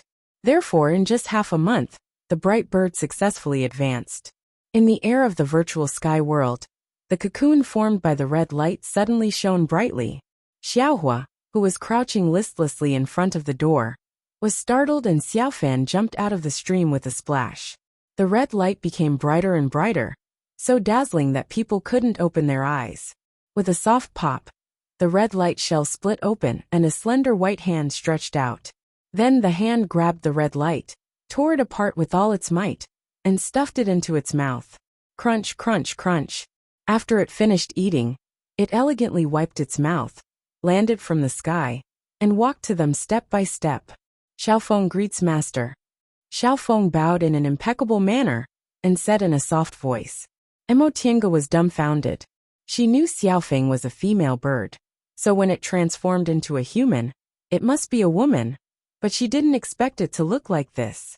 Its female appearance was about 25 or 26 years old, with white skin, red lips, a charming posture, mysterious double pupils, and a mature and enchanting aura. This didn't match Qin Shi at all. It was really strange. Previously, the bright bird's temperament was very similar to Qin Shi's. Even when it played with Xiaofan and Xiaohua, it was still very arrogant. How could it transform into a human like this? Did they recognize the wrong bird? Qin Shi also frowned, but he and the bright bird had a spiritual beast contract, so he definitely recognized it. Beautiful sister, it's beautiful sister. Xiaofan was the first to shout. Xiaohua snorted, muttered a few words in beast language, and turned its head. Emotinga saw Xiaofeng, who was smiling gently and enchanting a moment ago, suddenly had a fierce look in her eyes. She turned her head and waved her red sleeve. An overbearing vermilion bird's flame rushed out and swept Xiaohua 10 feet away. Xiaohua was dizzy from the fall. It turned its head and met Xiaofeng's eyes. It shivered and lowered its head. Xiaofeng smiled with satisfaction. The vermilion bird's flame reappeared and rolled Xiaohua back into her hand. She gently stroked Xiaohua's fur and said, "Be good. Big sister will naturally treat you well, understand?" Xiaohua curled up in his arms and made a sound of grievance. Xiaofeng tossed Xiaohua aside and smiled charmingly again. "Greetings, master." Qin Shi cleared his throat and said, "Get ready. We're going out to cross the transformation tribulation." "Yes, master." Emotinga stared at Xiaofeng, who had subdued Xiaohua, and asked, "Why does Xiaofeng look like this?" Qin Shi shrugged and said, "How would I know? You are its master and you don't know?" Qin Shi said, "Xiaofeng isn't like Xiaofan and the others. Before it transformed, its spiritual intelligence wasn't high, so it didn't communicate much with me. Besides, I'm either in seclusion or outside. I often leave it in the Spirit Beast Institute, and the days we spend together can be counted on one hand. Although the bright bird was also a unique species from the distant past era, he only fed it ordinary spiritual beast pills, and didn't have a place like the virtual sky world to raise it, so its spiritual intelligence was only ordinary. In addition, he didn't have much contact with them, so naturally he didn't know. From this point of view, he really wasn't a qualified master. Of course, Emotienga wasn't qualified to criticize him. She herself was almost the same. It was just that she had the virtual sky world, so they spent more time together. And the medicinal pills she ate were of a higher level. Emotienga looked outside. Xiaofeng was playing with Xiaohua and Xiaofan. Although it was a bit fierce, it was very patient. She just didn't know whether it would submit or not. Thinking of this, a thought emerged in her mind. If Feifei came back, between it and Xiaofeng, who would subdue whom? She finished concocting medicinal pills, and was refining some simple magic weapons to resist the heavenly tribulation. Emotienga was lost in thought for a while and suddenly said, "Do you think I can subdue the heavenly thunder?" She paused and looked up. "What do you mean?" She stretched out her hand and released a ball of golden thunder. "Look, isn't this also the heavenly tribulation thunder?" This ball of golden thunder was originally swallowed by the azure dragon Shadow in the fan of heaven and earth. At that time, it was only a small ball, but after several years of nourishment it doubled. More importantly, after refining this ball of golden thunder, she could cast thunder spells with ease. Not to mention that the Great Heavenly Thunder technique was originally a peerless cultivation technique. She pondered for a long time and slowly nodded. "I can try," Emotienga continued. "The problem is that I still can't master the azure dragon in the fan of heaven and earth, so I can't command it to swallow the heavenly thunder. What if you collect it yourself?" She asked. Emotienga thought for a while and said, "I can't bear the heavenly thunder by myself, unless it's weakened to a certain extent. Last time, the azure dragon could swallow the heavenly thunder. It was also because a lot of the heavenly thunder had been dispersed by them.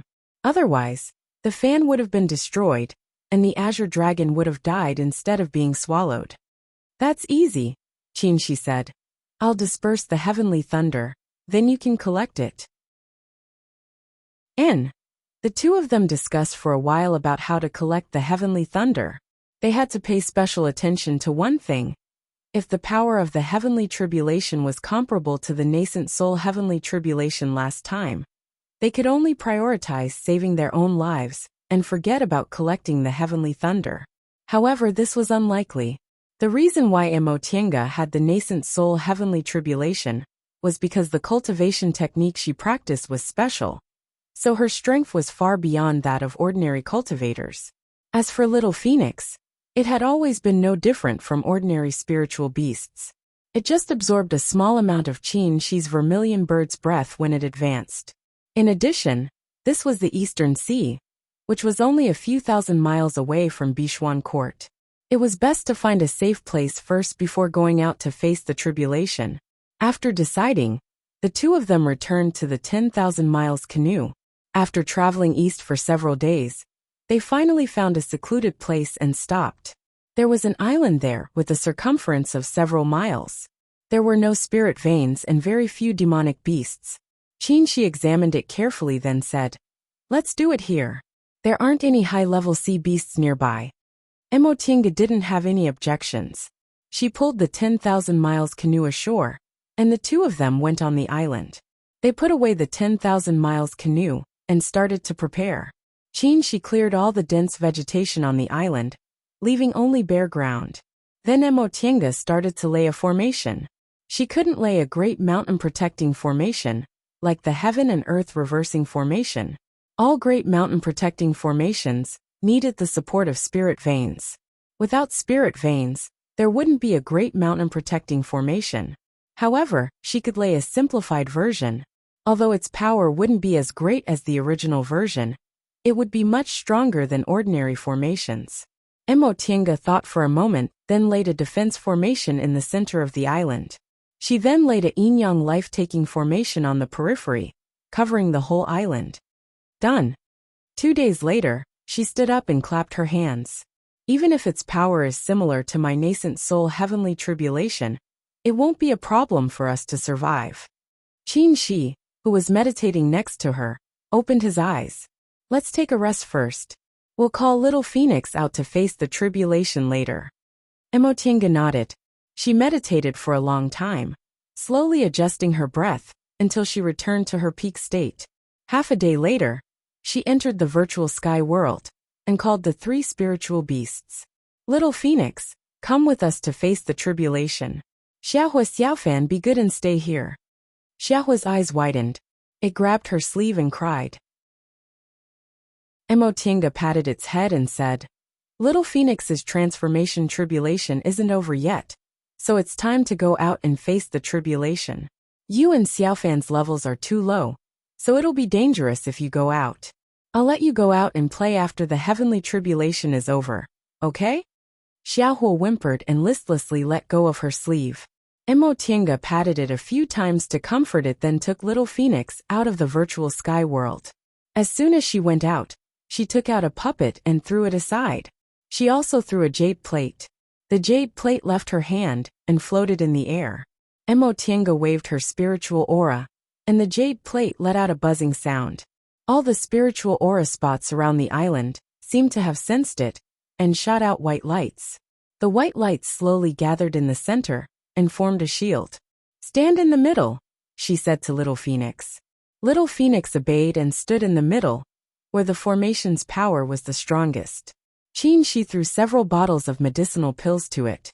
If you're injured, take medicinal pills. Little Phoenix took the bottles, poured out all the medicinal pills, and put them into its portable storage space. It then transformed back into its original form. After advancing to the 8th rank, little Phoenix's body doubled in size.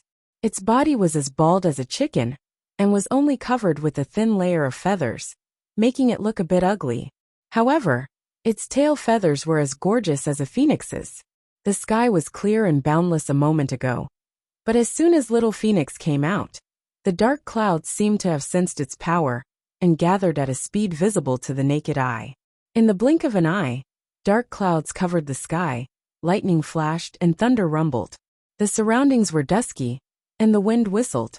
If it was an ordinary demonic beast cultivator, who cultivated to the transformation realm, they would have to go through countless tribulations and fights, and the possibility of passing the tribulation was very high. However, after little Phoenix recognized its master, it was either in the spiritual beast pouch or in the spiritual beast yard. It didn't experience any fights at all. Letting it go through the tribulation by itself was simply courting death. After about 7 minutes, the pitch-black tribulation clouds finished gathering. The rumbling of thunder in the surroundings continued to ring, becoming louder and louder. Among the tribulation clouds, the heavenly thunder was brewing. Lightning flashed and thunder rumbled, causing the demonic beasts nearby to flee one after another. They had an innate intuition, so they knew danger was coming. However, their speed couldn't compare to the speed of the heavenly thunder. They had just swam for a while when the heavenly thunder fell from the tribulation clouds. Boom! The thick heavenly thunder fell, shining with white light, making the surroundings pale. Emotinga threw a red silk umbrella and flew above little Phoenix. The heavenly thunder had already fallen. The red silk umbrella shook, and under the power of the heavenly thunder, it turned into smoke. This red silk umbrella was a spoil of war from a fight of magical powers. Its material was ordinary, and its power was also ordinary. Even if it was smashed into ashes by the heavenly thunder, it wouldn't feel distressed. The red silk umbrella blocked the heavenly thunder. When the heavenly thunder fell on the protective formation, its power was greatly reduced. Emotinga waved the heaven and earth fan and pulled it over. The second heavenly thunder fell, and its power was slightly stronger. Under Qin Shi's sword, it was split in half. Emotinga took a little of it and let little Phoenix take the other half. With the protection of the defensive formation, little Phoenix only swayed a little, but it still took a medicinal pill and stuffed it into its mouth. After the 2 heavenly thunder, the tribulation cloud surged, brewing the 3rd heavenly thunder. Taking advantage of this gap, Qin Shi said, Its power is much weaker than yours. They easily withstood the 2 heavenly thunder just now, which was about half the power of her nascent soul heavenly tribulation. They would definitely survive this heavenly tribulation. Sure enough, the 3rd, the 4th. Every heavenly tribulation was weaker than hers, and its color only changed from white to blue. Only the last heavenly tribulation was purple. In fact, in general, the last heavenly tribulation for beast cultivators' transformation tribulation was purple. Golden lightning rarely appeared. It's finally over. After the 9th heavenly tribulation, Emotienga breathed a sigh of relief. This heavenly tribulation was much better than hers, but her spiritual aura was still depleted. She fell to the ground and was about to meditate to recover her spiritual aura, when she suddenly heard Little Phoenix shouting in surprise, "There's more! There's still a heavenly tribulation." Chapter 590. She swallowed a medicinal pill. The 3 young real fire sword reformed and slashed at the heavenly thunder. Boom, boom, boom. The heavenly thunder was sent flying and exploded. Under the power of the heavenly thunder, the rocks on the island were broken, and the surrounding waves quickly swept the rocks away. In the blink of an eye, the island with a circumference of several kilometers was reduced to the area under their feet. "There's a heavenly tribulation in the sea?" Emotienga looked up and saw that the tribulation clouds didn't disperse and were getting thicker. What's going on? Wasn't heavenly tribulation supposed to have 9 tribulations? After the 9th tribulation, the clouds should disperse. How could it? She didn't have time to think. The heavenly thunder among the tribulation clouds revealed its ferocious head and flashed faintly with golden light. Golden thunder. Emotinga turned to look at Little Feng in the center of the formation. It was also shocked. Strange. Did Little Feng have something beyond its level? Otherwise, based on its regular cultivation experience, there was nothing special about it except for the vermilion bird's breath qin she gave it. However, the vermilion bird's breath qin she gave it was only a little bit, not enough to change its nature. She didn't have time to think. The golden thunder drew a golden border on the tribulation clouds. This golden border flashed faintly and became brighter and brighter. "Tienga." Qinshi's voice came to her ears. "Puppet." Emotienga nodded at him. The heavenly thunder finished brewing and finally struck down. Qinshi flew into the air. The tens of thousands of sword lights of the 3 young real fire sword merged into one, forming a huge red sword of light that slashed at the golden heavenly thunder. The sound of the sword of light was covered by the thunder. The red light cleaved the heavenly thunder. Half of it corroded the heavenly thunder with the sword of light and finally dissipated. But the other half was still striking at Little Feng. Although it was also a heavenly tribulation of golden thunder, it was much less powerful than Emotienga's nascent soul tribulation. This sword only consumed most of the vermilion bird's flame, not to the point where it lost all its spiritual aura. As soon as the sword of light dissipated, the puppet went to meet it, its white robe fluttering in the wind. This white robe was the Taoist robe of a high-level cultivator from Ice Palace. She didn't know what it was made of, but it was extremely flexible and had amazing defense. She also had a Taoist robe like this, which was of a higher level than the puppet's robe. After obtaining this Taoist robe, she didn't want to wear it. When she thought about how it was taken from a corpse, she felt disgusted. For this reason, Qinshi deliberately put this Taoist robe back into the furnace and used the vermilion bird's flames to refine it. The golden lightning struck the puppet's body. Its white robe fluttered as if it had been plated with a layer of gold. The swift and fierce heavenly tribulation lightning instantly slowed down. Kacha! The puppet landed lightly on the ground. In the end, it was a heavenly tribulation. Qinshi could scatter it, but the puppet couldn't bear it. However, with the puppet's interference, the lightning became much weaker. She didn't use the heaven and earth fan, but rather the Fuxing sword.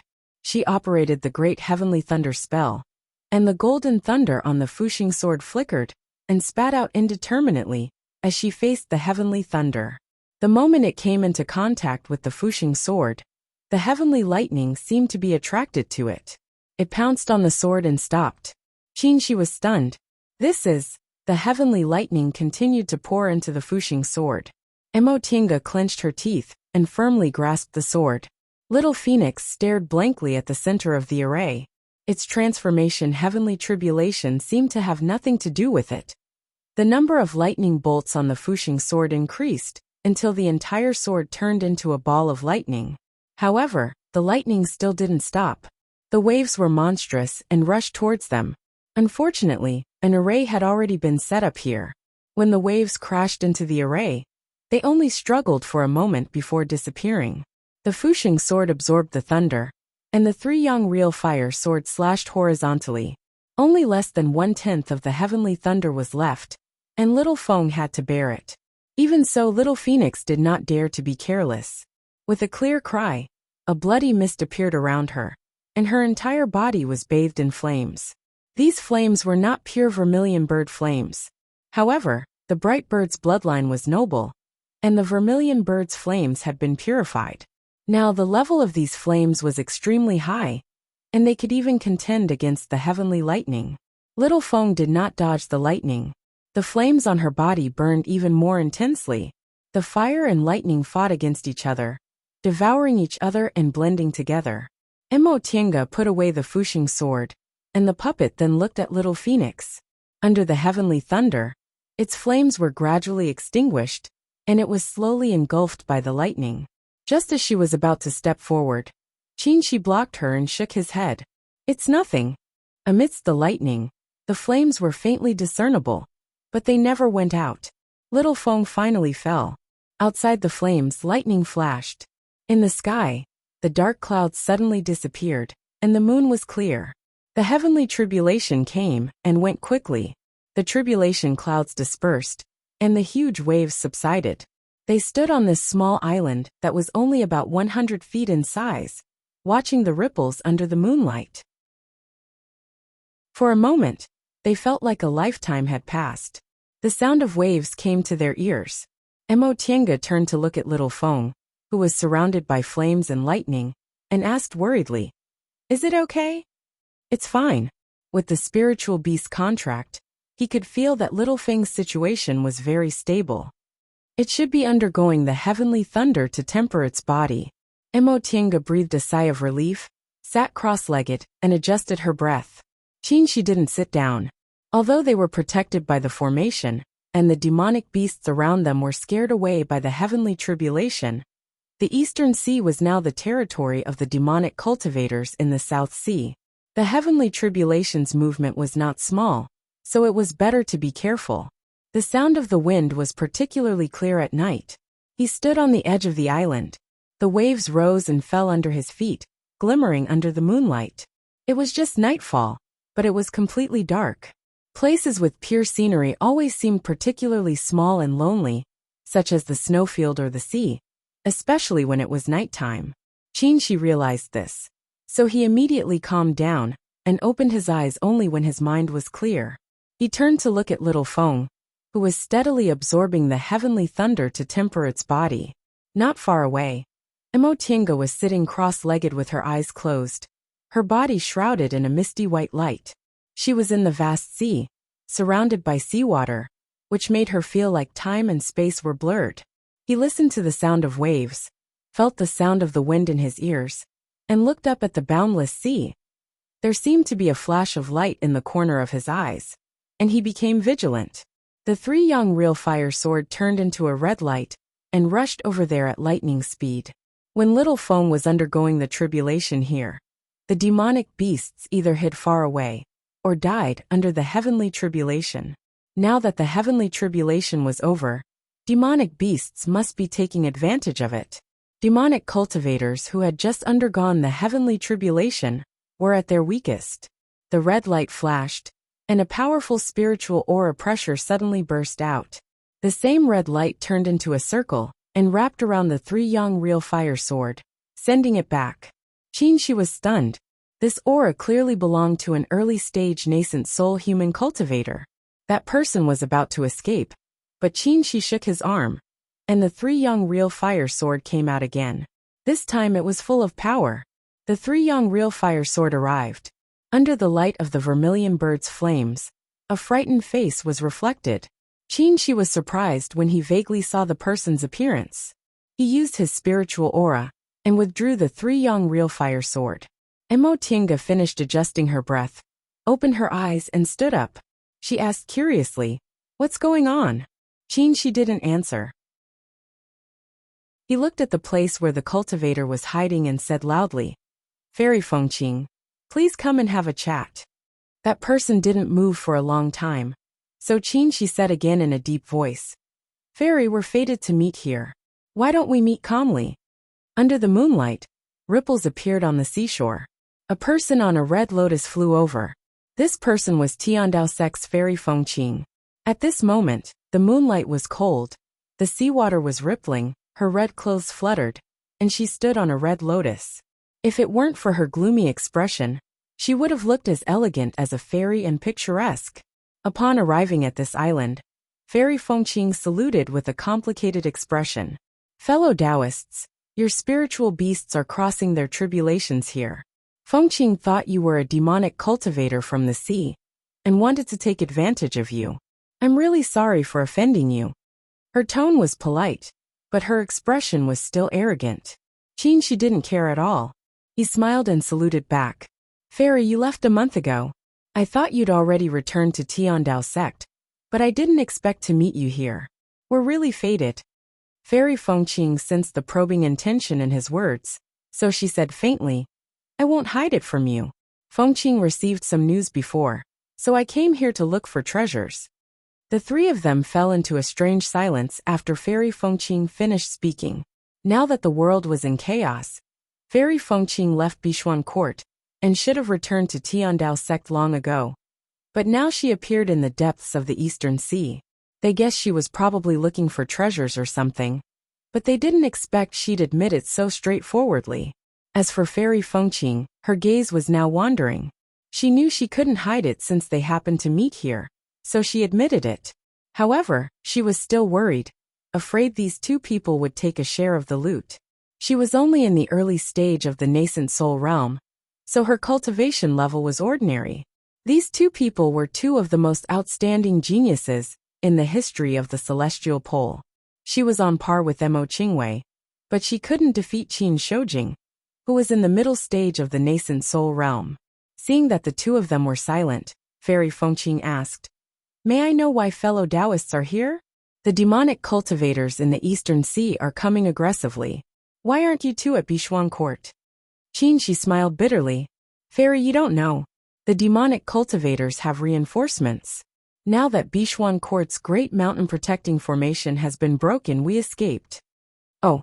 Fairy Fengqing raised her eyebrows. "Both of you need to escape?" The smile on Qi's face became even more bitter. "That's almost 30 demonic cultivators, including 2 10th-ranked demonic cultivators."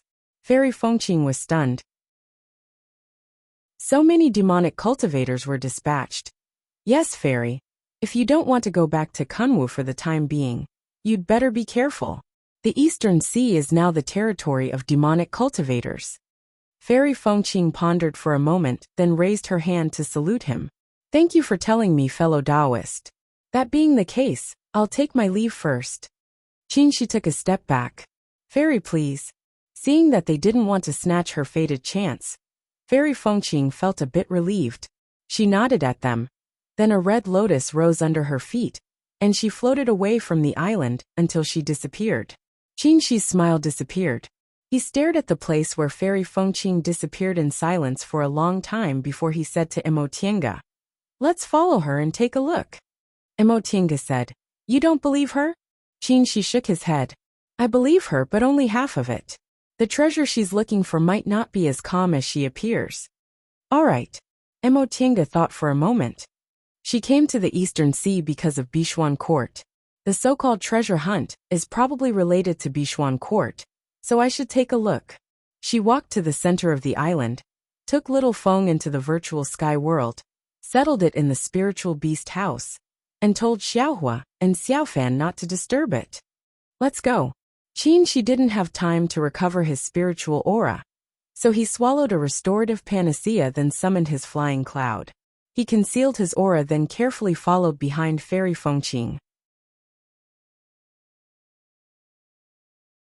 Chapter 591. Under the moonlight, Fairy Fengqing flew anxiously for a while, constantly releasing her divine sense to observe the surroundings. After flying for a long time, and finding nothing abnormal, she finally felt a little relieved. What she said to them just now was the truth. She didn't return to Tiandao sect, but stayed in the Eastern Sea to look for the treasure. But she concealed the specific information about the treasure. She was very glad that Qin Shoujing didn't get to the bottom of it. Otherwise, she really didn't know how to hide it. She couldn't lose this treasure. If she could really find it, it would be the biggest fated chance she had since she stepped on the path of immortality. After observing the surroundings, she waved her belt, creating a shield around her. The red lotus under her feet slowly descended, and she dived into the sea. The sun rose and the moon set. 2 days later, Fairy Fengqing came out of the water with a splash. She looked around vigilantly. After finding nothing abnormal, she stepped on her red lotus and disappeared into the sky. After she disappeared, the silhouettes of the two people slowly turned from blurry to clear. She looked in the direction Fairy Fengqing flew and said, "She's deliberately setting up a diversion." Emotinga frowned slightly. "Does she know we're following her?" "I don't think so," she said. Caution and suspicion are common characteristics of nascent soul cultivators. Fairy Fengqing has also been a nascent soul cultivator for many years, so it's not strange for her to do so. Emotinga paused and said, "Speaking of which, this Fairy Fengqing also advanced to the nascent soul realm when she was 300 years old. So she's only 700 years old now. She's very similar to Senior Martial Sister Miaoi. But she doesn't seem to be as famous as Senior Martial Sister Miaoi. Cultivators in the Celestial Pole rarely mention her." She said, "There's a reason for this. We all know that Tiandao sect only accepts disciples based on their aptitude, regardless of their character. It's not a taboo for their disciples to practice devil arts. But many people who practice devil arts are very cruel. So Tiandao sect has a lot of gossip. Although this fellow Taoist Fengqing's primary cultivation method isn't a devil cultivation method, she once cultivated some unorthodox cultivation method. As a result, her temperament is a bit strange. To put it nicely, she abhors evil. But to put it bluntly, she kills people like flies. Several hundred years ago, she often traveled outside. As long as she felt unhappy, she would always be merciless. The cultivators that died in her hands numbered in the hundreds, if not 1,000. Because of that, the cultivators of the Celestial Pole gave her the name Rakshasa. After learning about this, her temperament became even more irritable. If she heard someone talking about the female Rakshasa, she would definitely turn hostile and ruthless. From then on, no one dared to talk about her. As time passed, the matters of the past were also forgotten. After I formed my gold core, I didn't hear anything about her traveling outside. All these years, she's been painstakingly cultivating inside the sect. Outsiders only know Fairy Fengqing's name, but they don't know the truth. Upon hearing that, Emotinga frowned and said, "Master often said that on the path to the great Tao, one's disposition comes first. Why is it that I often see cultivators who don't cultivate their disposition?"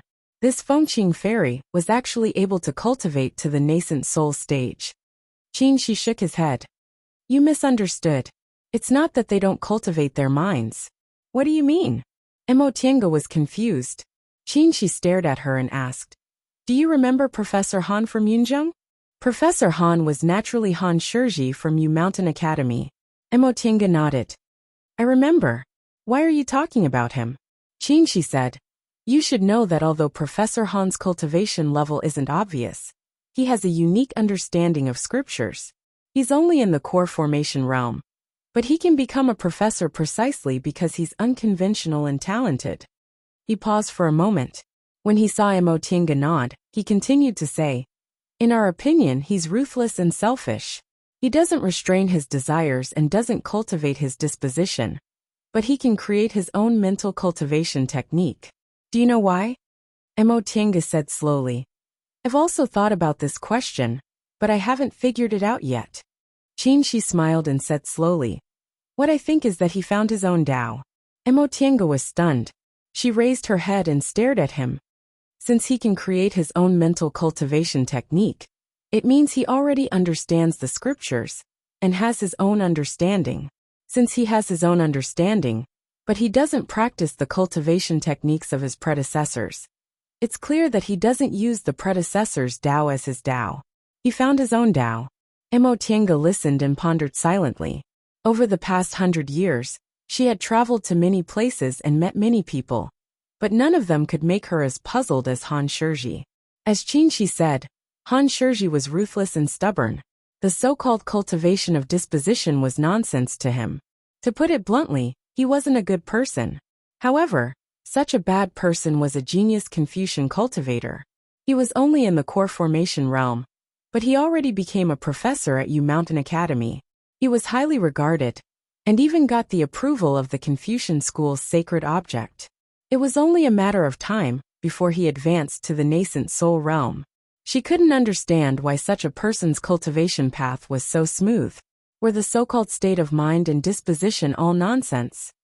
Tao isn't the only Tao. Buddhism, Confucianism, Taoism, and Devil. Each school has a different Tao.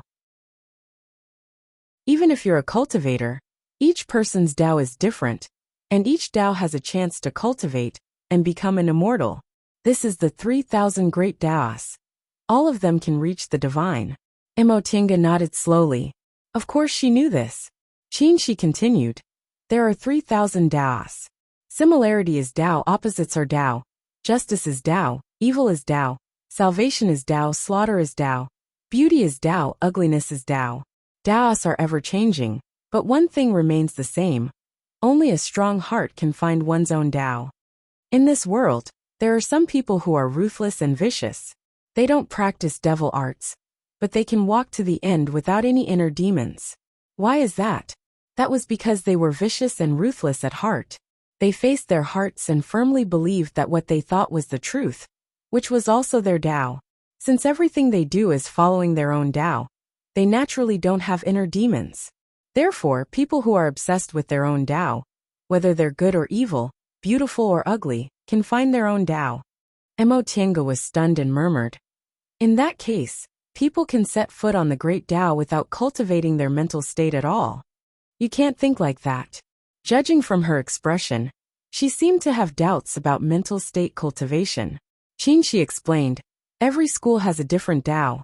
For example, devil cultivators don't need to cultivate their mental state. But would you envy them? Mo Tiange shook her head. Devil cultivators' Tao was indeed fast, but the probability of achieving the great Tao was much smaller. Most of them died from cultivation deviation. Tao cultivators' Tao, on the other hand, was a slow but steady path. There's no order in Tao, but there's a high and low level. Unorthodox Tao provokes a lot of karma. On the way to immortality, most people die. So what's the use of Tao? This is the same as the difference between devil path and devil path. Mo Tiange didn't speak or move. Her eyes were fixed on the void. She never doubted her own Tao. Even if her devil art progressed rapidly, she still felt that the Tao she wanted to walk was upright. When she met Han Shi, she was puzzled. She didn't understand how such a person could be favored by heaven and smoothly reach the core formation realm, or even the nascent soul realm. She thought maybe everyone was different, so the path to immortality was also different. However, she still had doubts in her heart. Could such a person really reach the end? But now, she was enlightened by Qin Shi. As long as others were persistent enough, they could also set foot on the great Tao. However, she didn't need to doubt her own Tao. As long as she walked steadily and firmly, one day, she would set foot on the supreme great Tao. When Qin Shi saw her raise her head and look resolute, he knew she'd thought it through. He smiled and said, "Let's quickly follow her. If we don't, she'll slip away." Mo Tiange nodded and returned a smile. The two of them rode their flight lights and chased after the place where Fairy Fengqing disappeared. Fairy Fengqing had been very cautious. She hid in the water for 2 days and wandered on the surface of the sea. Although this place was deep in the Eastern Sea, she was a nascent soul cultivator, so it was easy for her to deceive demonic beasts below the 8th rank. Mo Tiange and Qin Shi also followed behind her aimlessly. They were so leisurely because their task was completed, and they could go back whenever they wanted. Secondly, Fairy Fengqing's strange behavior aroused their curiosity. If there were really treasures, they wouldn't rob her, but they could get a share of the loot. After wandering in the Eastern Sea for 3 days, Fairy Fengqing finally stopped on a small island. She summoned a thatched hut and entered it. Emo Tiange and Qin she found a place around the island, used peach branches to hide their tracks, and hid inside the 10,000 miles lone boat. There was no movement on the first day, and there was still no movement on the second day. Several days passed, but Fairy Fengqing never stepped out of the hut. They also felt the breath inside the hut was stable. She didn't leave quietly, or do anything special. What do you think she's doing? Emo Tiange asked doubtfully inside the soundproof barrier. Adjusting her breath?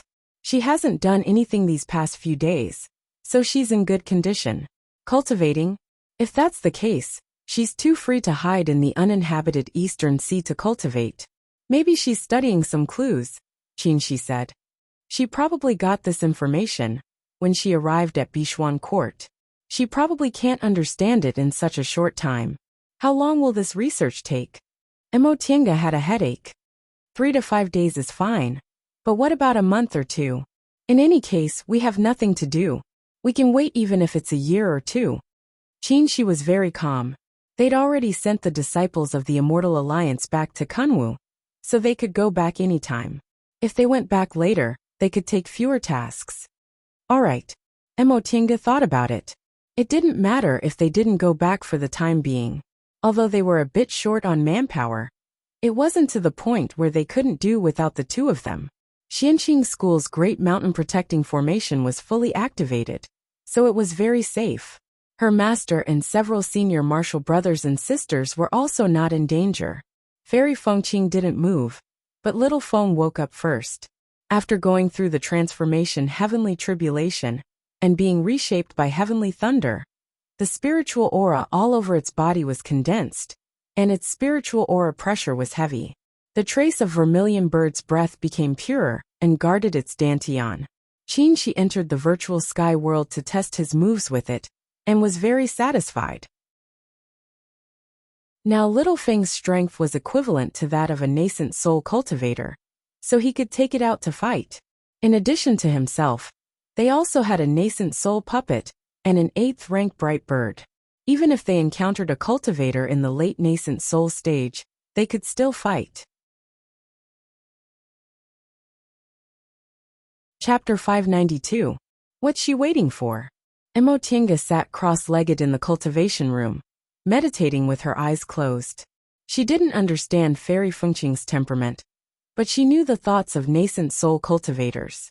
Although they had a lifespan of 1,000 years, they yearned for immortality and didn't want to waste any time. Fairy Fengqing had led them in a big circle, so she must have probed enough. She must have a purpose for staying here. Was she waiting for someone? That shouldn't be the case. They were in the depths of the Eastern Sea, and the great war between humans and demons was still going on. Who would come to the depths of the Eastern Sea to meet her? Or was it a demonic cultivator? Or was she waiting for a fated chance? Outside the cultivation room, Little Feng's voice came. Xiahua and Xiaofan were playing. These 2 guys didn't know what to do, and sometimes destroyed the bamboo forest, or the medicinal field. Now that Little Feng was here, Little Feng would shout at them to stop. Among her 3 spiritual beasts, Xiahua was naughty, Xiaofan was naive, and Feifei was arrogant. None of them could take care of the virtual sky world for her, so Little Feng's appearance filled this gap. Little Feng was steady, polite, and strong. Whether it was Xiahua or Xiaofan, they were all obedient to her. She was indeed the best choice to be the housekeeper. However, she didn't know who would subdue whom when Feifei came back. After thinking for a while, she shook her head and stood up to call Little Feng. I'll leave this place to you. Little Feng's double pupils flashed with red light. Madam, are you going out? Yes. Little Feng bowed and said, Madam, I'll go with you. This is the Eastern Sea, where demonic cultivators run amok. I'll talk to them if I encounter them. Emo Tiange thought Little Feng's words were reasonable, so she said, okay.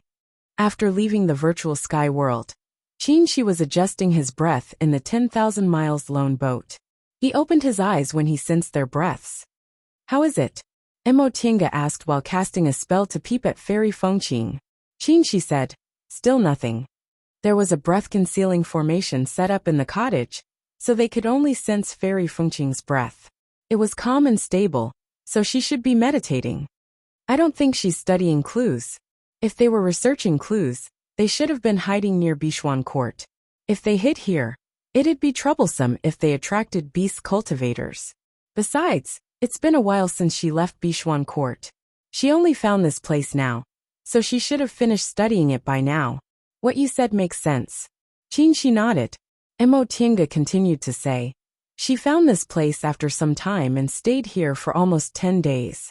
She still didn't seem to have any intention of leaving, so she must have been waiting for something. You're right, Qin, she said while contemplating. There are only 3 things we need to wait for: a person, an object, or something. Mo Tiange answered, exactly. These were the 3 things she was waiting for. Whether it's a human or a demonic cultivator, something appears or something happens. Qin, she nodded, then shook his head. Unfortunately, we're not familiar with this place.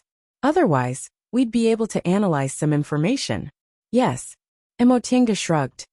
We still have no choice but to wait. The 2 of them were silent for a moment. Suddenly, a voice came from behind. Master, madam, why don't we let Xiaofeng test it out? The 2 of them turned around and saw Xiaofeng wearing a smile on her face. She looked quite confident, so Qin, she asked, how are we going to test her? Xiaofeng said, I'll pretend to be a demonic cultivator from the Eastern Sea and talk to her. Mo Tiange's eyes brightened. Yes, why didn't I think of that? She then frowned and asked. She saw you when you were going through your tribulation. Will she recognize you? Xiaofeng was full of confidence. No. My aura is very different after I go through my tribulation. If I don't show my true form, she won't recognize me. Qin, she agreed. That's a good idea. Then Xiaofeng will go. Qin, she nodded. You have to be careful. Fairy Fengqing has advanced to the nascent soul realm for hundreds of years. You're not her match. Yes, Xiaofeng understands. Xiaofeng quietly got off the 10,000 miles lone boat and flew thousands of miles away before she showed her figure and flew towards this place. The powerful aura of an 8th-ranked demonic cultivator appeared. Fairy Fengqing, who was in the thatched cottage, finally couldn't sit still. The curtain was lifted, and she looked to the east with a worried expression. Before long, Xiaofeng rode a red cloud and floated to this small island. She stared at Fairy Fengqing fiercely. Who are you? Why did you come to the Eastern Sea? One was in the 8th rank, and the other was in the early stage of the nascent soul realm. Their strength was about the same, but this was the Eastern Sea. As a demonic cultivator, Xiaofeng could be a bit stronger. Fairy Fengqing sighed inwardly when she saw that Xiaofeng easily discovered her existence. Her breath-concealing technique wasn't very good. She could deal with low-ranked demonic beasts, but it was hard to hide from demonic cultivators above the 8th rank. In an instant, countless thoughts flashed through Fairy Fengqing's mind. In the end, she cupped her hands and politely said, Fellow Taoist, I'm a cultivator from Kunwu. My Taoist name is Miaoyi. I came to the Eastern Sea to look for fated chances. Xiaofeng was slightly stunned, then she looked angry. Come here to look for fated chances? Do you want to kill demonic cultivators in the Eastern Sea? Fairy Fengqing said faintly, the human race and the demon race have always been enemies. Now is the time of war, so why should I take the risk to come here to kill demonic cultivators? That's hard to say. Xiaofeng sneered. Maybe you never thought you'd run into demonic cultivators here. After all, this place isn't the deepest part of the Eastern Sea. Fairy Fengqing's eyes flashed and she said, You're looking for trouble on purpose, aren't you? You can ask the sea clans nearby whether I killed demonic cultivators or not. But you're presumptuously guessing my thoughts and trying to pin a crime on me. So what if I did? Hostility appeared on Xiaofeng's face. A gorgeous fiery red feather appeared in her palm. With a flick of her finger, the feather suddenly grew bigger and floated in the air. The human race and the demon race have always been enemies. Even if you didn't go deep into the Eastern Sea to kill demonic cultivators, you went there to look for treasures. The Eastern Sea is the territory of us demonic cultivators. How can you come and go so easily? After a demonic cultivator transformed, he would refine a part of his body into a magic weapon, which was equivalent to a cultivator's natal magic weapon. Xiaofeng's natal magic weapon was its feather. This feather gathered all the vermilion bird's breath on its body and was tempered by heavenly thunder, so its power was extraordinary. Fairy Fengqing's expression changed slightly. She didn't expect this demonic cultivator to fight without any hesitation. She wasn't afraid of fighting with it, but its magic weapon didn't look weak. If they fought, it might attract more powerful demonic cultivators. After pondering for a while, she cupped her hands and said, "Fellow Taoist, you're too impatient. We're not low-level cultivators. What's the point of fighting?" Xiaofeng remained calm and collected. "What are you trying to say?" Fairy Fengqing said, "Humans and demons are different, but fated chances aren't." Xiaofeng looked at her suspiciously. "Are you still willing to give up your fated chance?" Fairy Fengqing said, "Of course not. The fated chance of human cultivators might not be useful to demonic cultivators. However, I can tell you something. For demonic cultivators, it's also a fated chance." Xiaofeng sneered. "I don't dare to believe a human cultivator's words." Then, she waved her hand, and the tail feather floating in the air shone brightly. It was wrapped in a ball of flame, and it stabbed toward Fairy Fengqing. Fairy Fengqing was shocked. With her nascent soul cultivation, she wasn't afraid of Xiaofeng. She was shocked by the aura emitted by Xiaofeng's natal magic weapon. This phoenix feather was condensed with the pure breath of the vermilion bird. After the heavenly tribulation, Xiaofeng told them that the reason why there was a 10th tribulation for its transformation was that its bloodline had changed. The bright bird was originally a descendant of the phoenix, and it was of the same race as the vermilion bird. However, after breeding for so long, the bloodline of the phoenix had become very faint. When it transformed, the breath of the vermilion bird purified its bloodline, making it a real divine beast. Divine beasts shouldn't exist in this world. As one of the 5 spirits, the divine beast vermilion bird had a vast and sacred aura that was comparable to that of a fairy. In this day and age when the immemorial cultivation techniques were lost, the appearance of a divine beast broke the balance of the current realm of cultivators. It triggered the law of heaven and earth, and thus caused the 10th tribulation. At this moment, Fairy Fengqing was even more shocked when she sensed the phoenix feather's aura. This demonic cultivator's cultivation was slightly lower than hers, but its aura was so powerful, and it was so sacred that she wanted to worship it. What was going on? Could it be that there was a descendant of a divine beast hidden in the depths of the East Sea? This kind of aura wasn't something that those so-called descendants, who had a minuscule amount of divine beast bloodline, could possess. As she thought about this, the phoenix feather arrived in front of her in the blink of an eye, shining with an extremely bright light. Outside, Little Feng and Fairy Fengqing were fighting fiercely. Inside the 10,000 li lone boat, Mo Tiange asked Qin Shi, "What does she mean? Why didn't she tell us her real name?" Qin Shi said, "She's probably looking for a very big fated chance, so she doesn't want people to know her real name. Otherwise, once it gets out, her situation will be very worrying." "But she told us Senior Marshal Sister Miaoi's name," Mo Tiange said angrily, looking very displeased. Qin Shi shook his head helplessly. This Fairy Fengqing is about the same age as Senior Marshal Sister Miaoi. But Senior Marshal Sister Miaoi's aptitude is outstanding, she's popular, and her realm advancement is much faster than Senior Marshal Sister Miaoi's. In the past, Fairy Fengqing didn't seem to care. But now, I'm afraid she has resentment in her heart. If she didn't want to leave her name, she could have used an alias like Mo Tiange. But Fairy Fengqing didn't. She deliberately told them Lord Taoist Miaoi's name.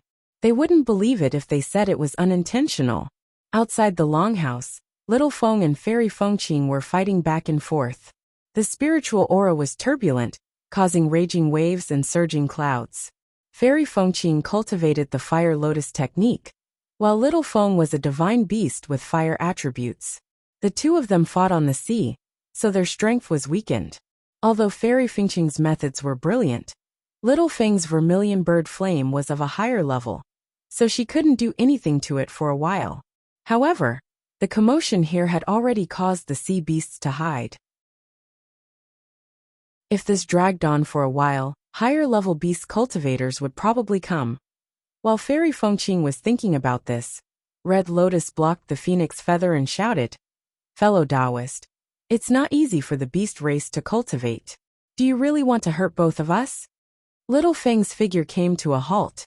Fairy Fengqing took the opportunity to say, "Fellow Taoist, you must have advanced to the 8th rank not long ago, right? Although our realms are the same, our strengths are different.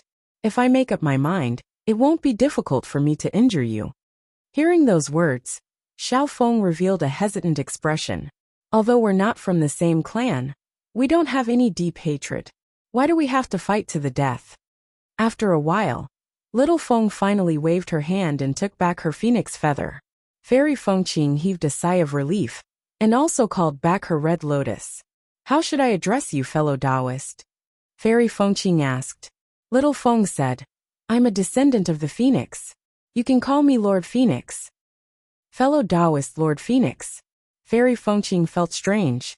Her name was Fengqing, but this beast cultivator called her Lord Phoenix. Why did it sound like he was taking advantage of her? Little Feng cast a sidelong glance at her. "Fellow Taoist, although I'm not strong enough to fight with you, it won't be difficult for me to escape. As for you, if you're besieged by beast cultivators, not only will your plan be in vain, but you'll also lose your life if you're not careful." It put on a fake smile. "Do the benefits you just mentioned still count?" Fengqing felt helpless and said, "Of course." Chapter 593. Fairy Fengqing waved her hand and laid down a soundproof enchantment. She said solemnly, "Fellow Taoist Phoenix Lord, the information I'm telling you might be a great opportunity for you demon cultivators. You must sign a contract with me, and you cannot go back on your word." A heart demon oath was useless to Yao cultivators. Between humans and Yao, a relationship could only be established through a contract, such as a master recognition contract or a subordinate contract. Xiao Feng replied without hesitation, "Sure, but you must swear not to deceive me." Fairy Fengqing paused and quickly said, "Of course." The human and the demon cautiously swore an oath and signed a contract. Fairy Fengqing was in a passive position, so she took the initiative to make a heart demon oath. "I, Xianqing School's cultivator Miaoyi, swear by my heart demon that as long as fellow Taoist Phoenix Lord abides by her promise, I'll tell her about a fated chance or treasure without any deception. If I violate this oath, my cultivation will no longer be able to advance.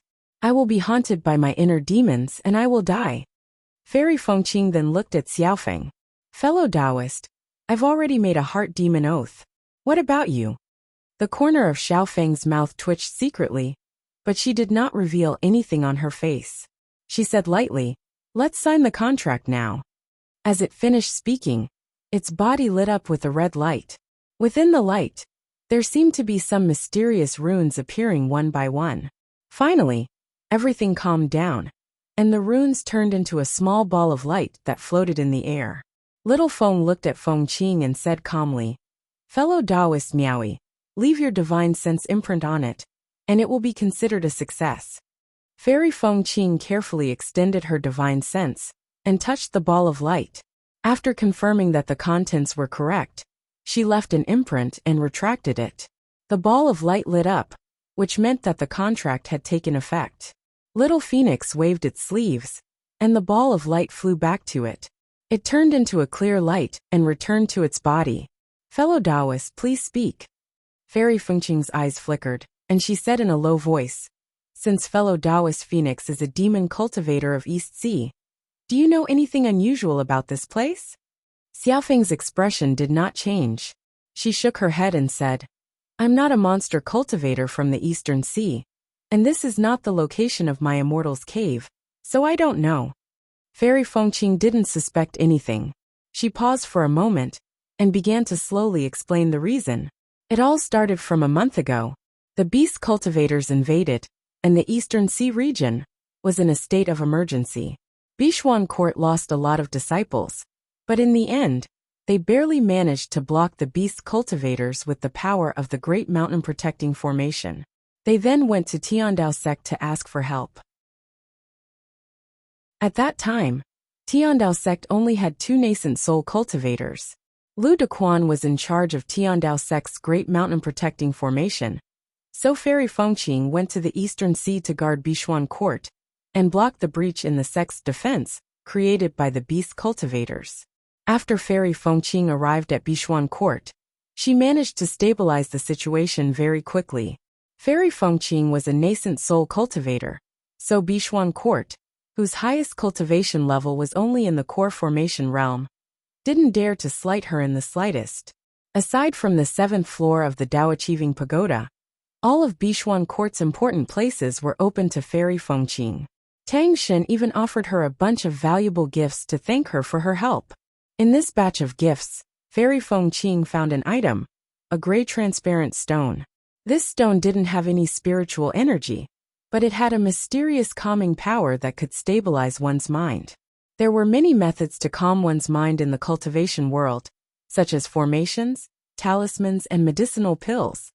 All of them had finished products that could calm one's mind. Some people even refined magic weapons, magic tools, and so on that could calm one's mind. These things naturally weren't as important as things used in fights of magical power, but they were still indispensable. Most people had 1 or 2 of them.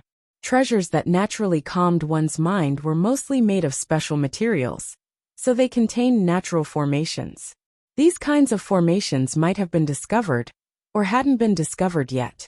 If they hadn't been discovered yet, they were incomparably valuable.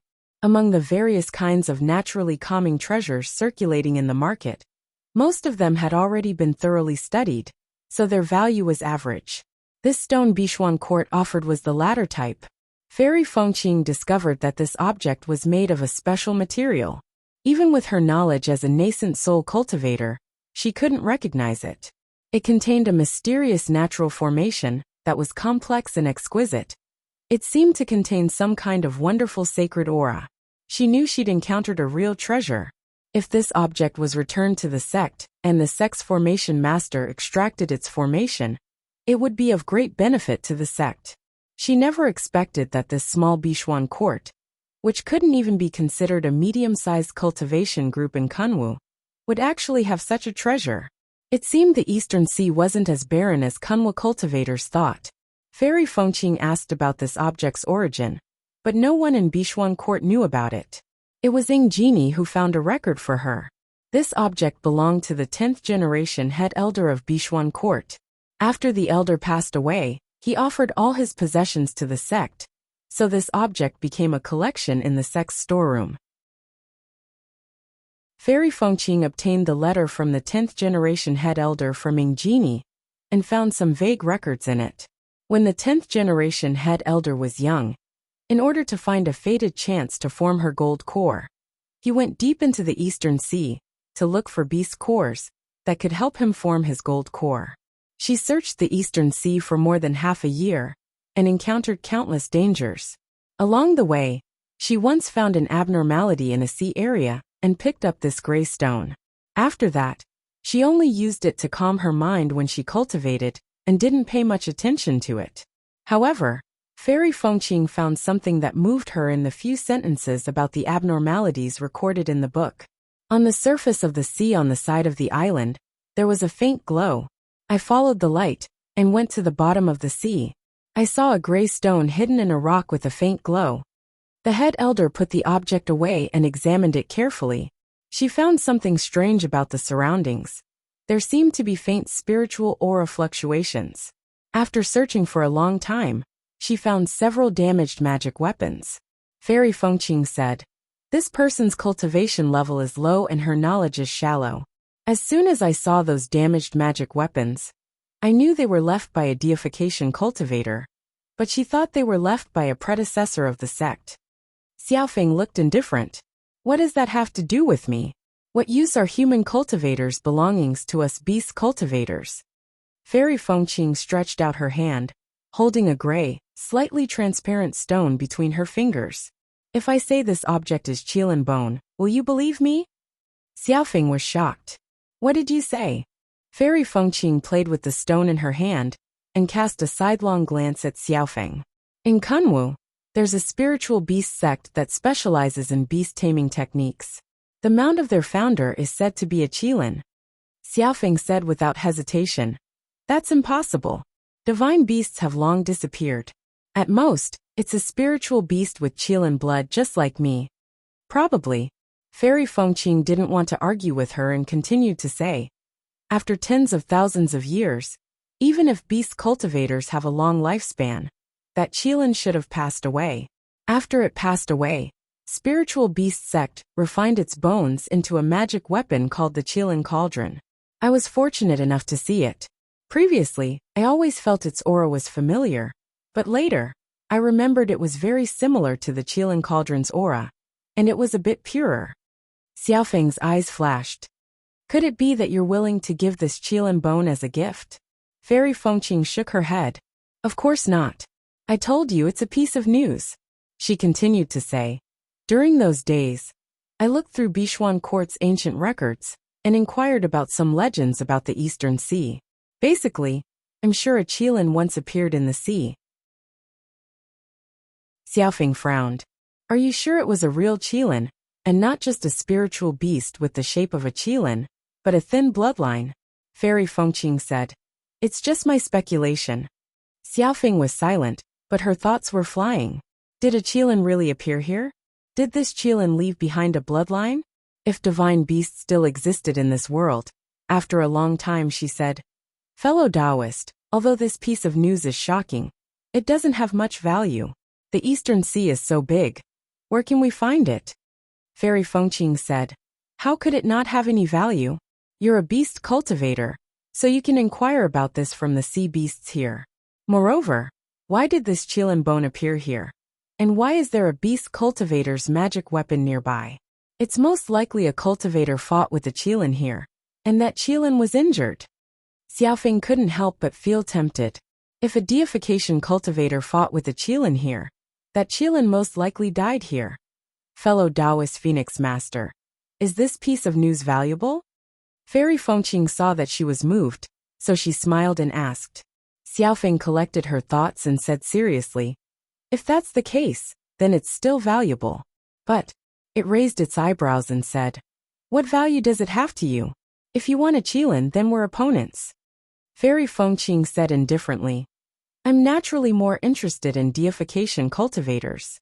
A qilin might have died here, and so might a deification cultivator. If we can obtain a deification cultivator's relic, it'll be a great opportunity for us nascent soul cultivators. If that's the case, why didn't you go look for it, but stayed here instead? Fairy Fengqing explained.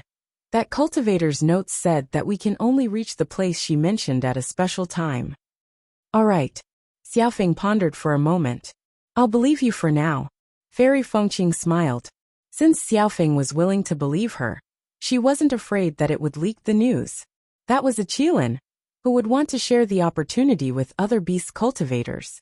Moreover, they had made a contract between them. The human and the beast smiled and said their goodbyes with different thoughts. An hour later, Xiaofeng came back after circling around the place. Master, madam, Xiaofeng reported respectfully. Fortunately, Xiaofeng didn't fail you. It told Qin Shi about the information it had obtained. In the end it asked Qin Shi, Master, please erase that contract. Spiritual beasts had a master, which was different from masterless demonic beasts. With a subordinate contract, other contracts were much less effective. Qin Shi was its master, so he could erase any contract that conflicted with it. After erasing the contract, Qin Shi said, Xiaofeng's contract can be erased. Fairy Fengqing also made an oath in Senior Marshal Sister Miaoi's name, so any contract or heart demon oath they made would be in vain. Mo Tiange smiled and said, Xiaofeng didn't tell the truth. How much of Fengqing's words are true? Qin Shi said. The hardest thing to distinguish between lies and lies is that they're half true. In my opinion, the background of what Fengqing said is mostly true, but the details are false. Mo Tiange was confused. You mean there might be a qilin, but it's not like what Fengqing said? Probably. Once Fairy Fengqing returned to the house, Qinshi said, "At least we know why she stayed here." Chapter 594. A Qilin once appeared in the East Sea and fought against a deification cultivator. Several damaged magic weapons and a piece of Qilin bone were found at the bottom of the sea as proof of that battle.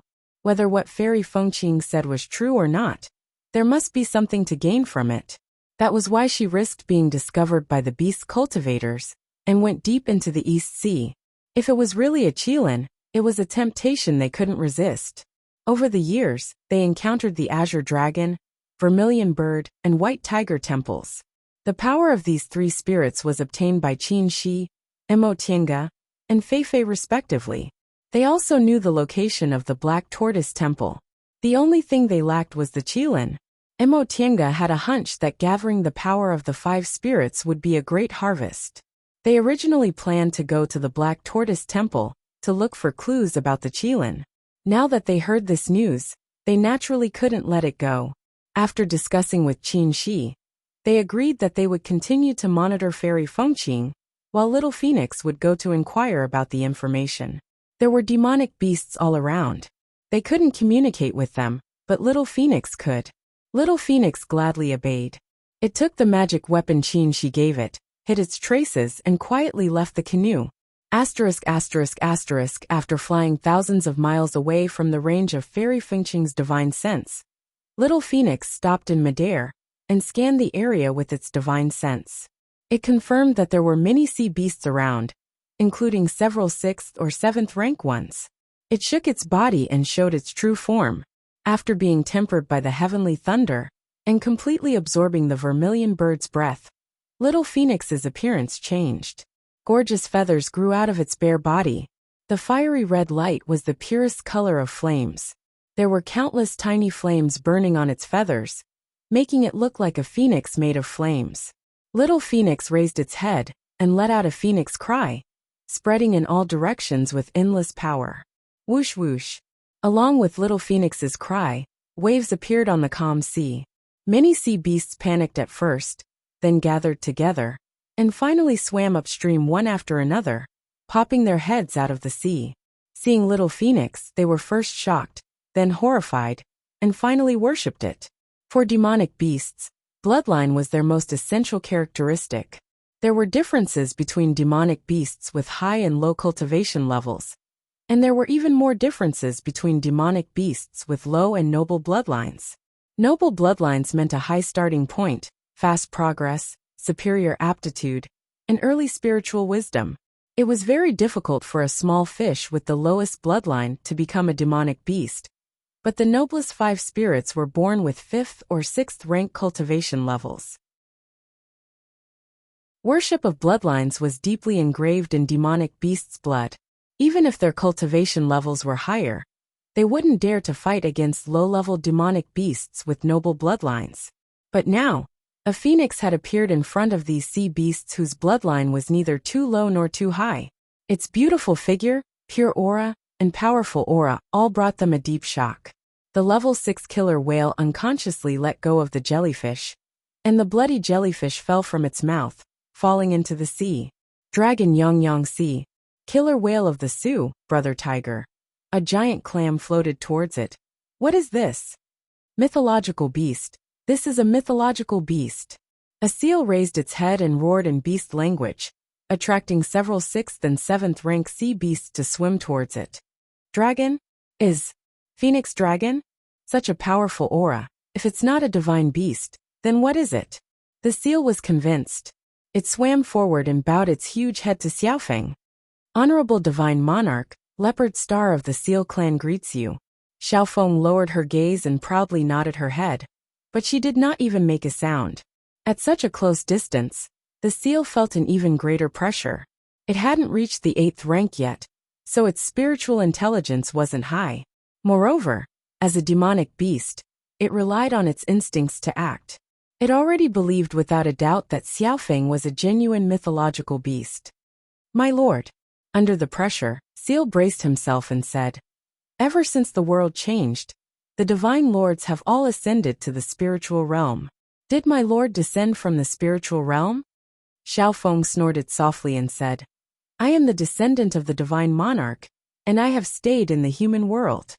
Ah, the seal recalled that not long ago, when the world changed, the East Sea and the South Sea were connected. Then, wasn't the South Sea's monarch the Qilin clan? Although the divine beasts had long passed away, those descendants with impure bloodlines did not have the qualifications to ascend to the spiritual realm. They could only stay in the human world, unless one day, they broke through the shackles of their bloodline and were reborn. Only then would they have the possibility of ascending to the spiritual realm. However, after millions of years, the bloodline of the divine beasts had become thinner and thinner. It was difficult for these descendants of the divine beasts to even maintain the appearance of the divine beasts, let alone purify their bloodline and become true divine beasts. Thinking of this, the seal admired this divine monarch even more. Under such circumstances, he could actually cultivate the pure aura of a divine beast and evolve his bloodline into a true divine beast. This divine monarch was really amazing. The seal was in awe and said respectfully, My lord is truly a role model for my Yao clan. Leopard Star admires you greatly. Why did you come here? If you have any instructions, Leopard Star will die 10,000 times. A hint of a smile appeared in Xiao Feng's eyes. She said, You're a smart one. The seal put its short forelimbs together and made a saluting gesture. Sir Divine Monarch is from the Phoenix clan, which is very different from my water clan. You must have come to my eastern sea for something important. Leopard Star understands. Xiao Feng was very satisfied. She said, If that's the case, help me do something. If it's done, you won't be lacking in benefits. Yes. The seal readily agreed. Please instruct me, my lord. Xiao Feng said. About 3,000 miles east of here, there's a small island. Do you know if there's anything unusual around the small island? Small island? The seal thought for a while and asked, What kind of unusual do you mean, my lord? Xiao Feng said, On certain days, there will be unusual phenomena, or perhaps strange things will appear. She paused and continued, By the way, ask around if there are any legends nearby. The older the better, the more magical the better. Yes.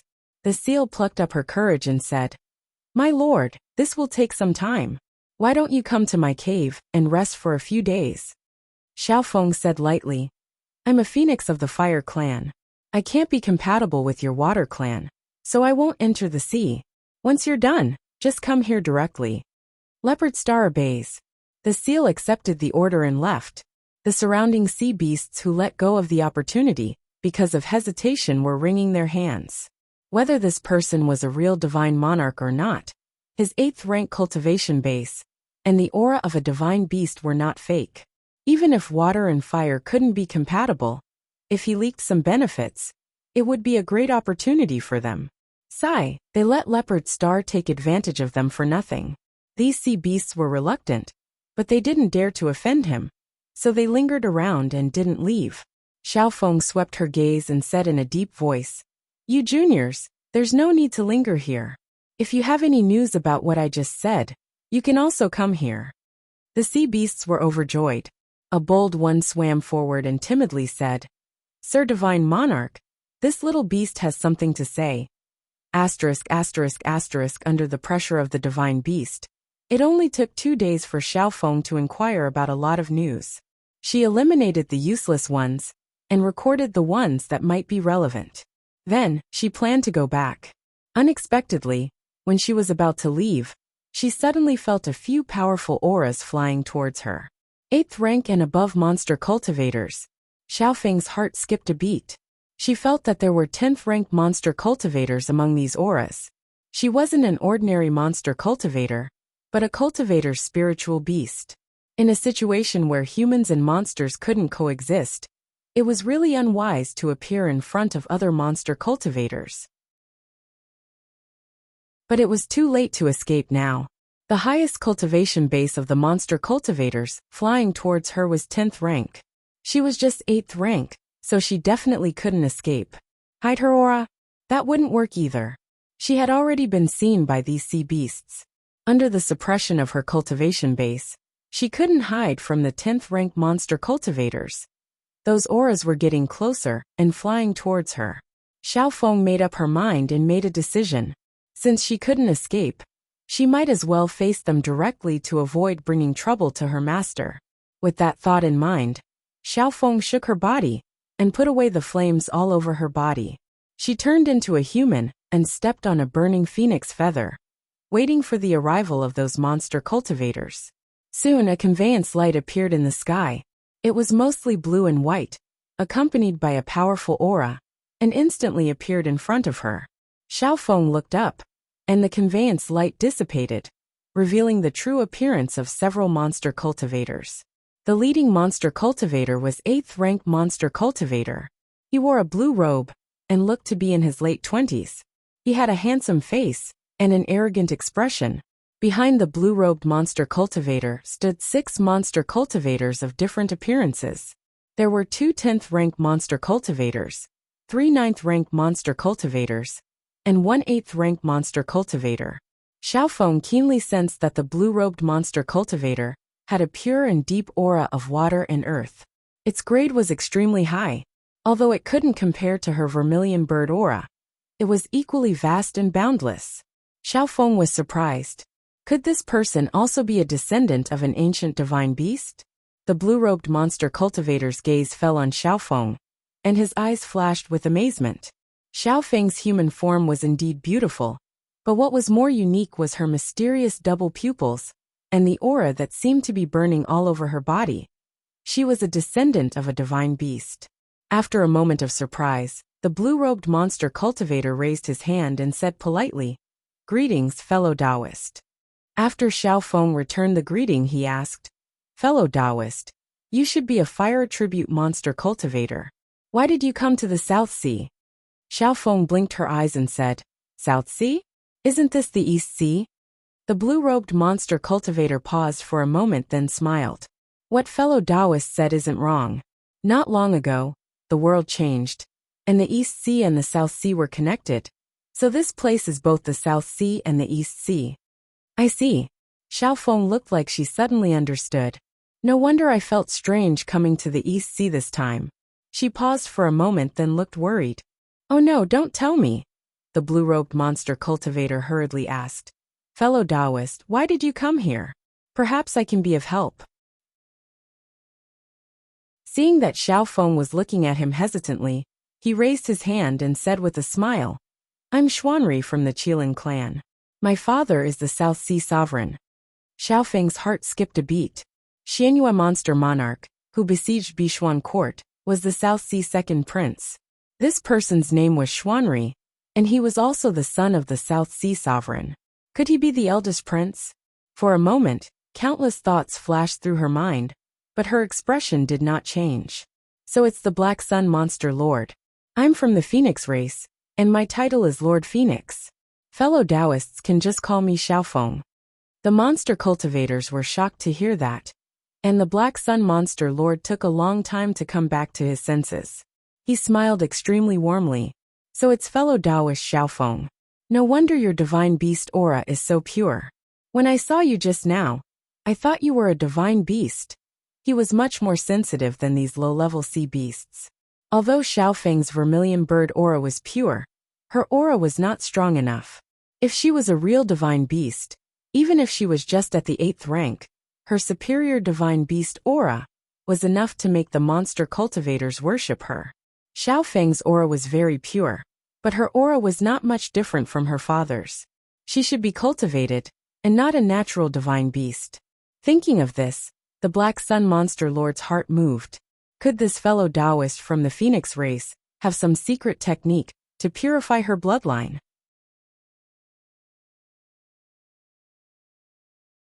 Chapter 595. After Xiaofeng left, Emotianga and Qin she waited for 5 or 6 days, but they didn't see her return. The two of them were very worried.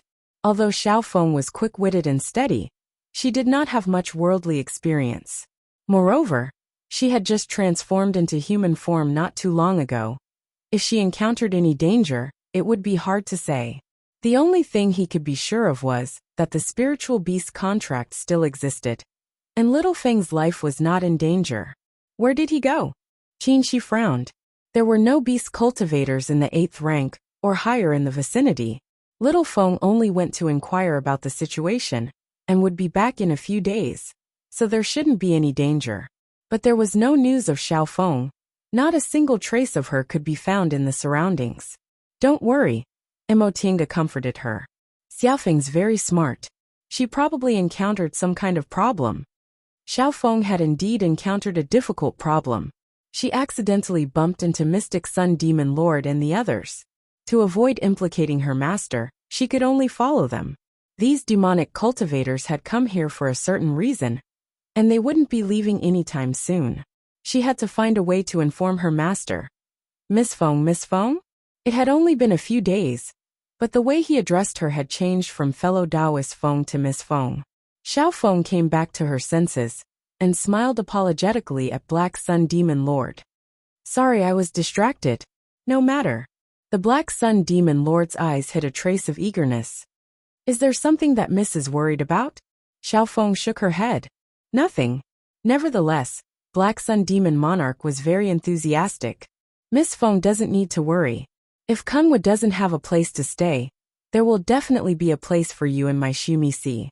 Cough cough. Before Little Feng could answer, a middle-aged demon cultivator not far away coughed twice, and glanced over indifferently. The Black Sun Demon Lord immediately stopped talking. Xiaofeng's heart was filled with mixed feelings. This Black Sun Demonic Lord seemed to admire her. Logically speaking, she was completely unfamiliar with the demonic cultivators of the East Sea. As a fire elemental demonic cultivator, it was indeed suspicious for her to appear in the East Sea. However, the Black Sun Demonic Lord did not seem to care, and was even unusually friendly with her. He even made such a promise. Wait, was Black Sun Demon Lord stopped because he promised her easily, or because he revealed something he shouldn't have? He had indeed heard a rather abrupt word just now. Shumi Sea. What kind of place was the Shumi Sea? Wasn't he the eldest prince of the South Sea? This thought flashed through Xiaofeng's mind, and in the next moment, she decided to continue probing. Although he was stopped by the elders, Black Sun Demon Lord still said affectionately, Miss Feng, I'm not joking. Xiao Feng pretended not to understand, still smiling politely. Demon Lord, Xiao Feng can't thank you enough. She could guess what the Black Sun Demon Lord was thinking. He was the prince of the Qilin clan. Among the Yao cultivators, his bloodline was incomparably noble. In this world, there were very few Yao cultivators who could match him. Even if it was a descendant of a divine beast, with a slightly thinner bloodline, they were not worthy of him. For example, her original body, the bright bird. However, now that she had obtained the aura of the vermilion bird, and experienced the form transformation tribulation, she was completely different. A demonic cultivator with a bloodline similar to that of a phoenix, and even stronger than him. What was there for him to hesitate about? Xiaofeng pursed her lips and revealed a faint smile. Unfortunately, she was from the fire tribe, and didn't want to live in the water. There's movement. Hearing Qinshi's low shout, Emotinga's spirit was roused and she looked outside. It was the 15th day of the 8th month, the roundest night of the year. The moment the moon rose from the horizon, the seawater surged, one wave higher than the other. When the moon was in the middle of the sky, the waves were already monstrous. Under the moonlight, among the waves, a thin white line appeared around the island, forming a circle.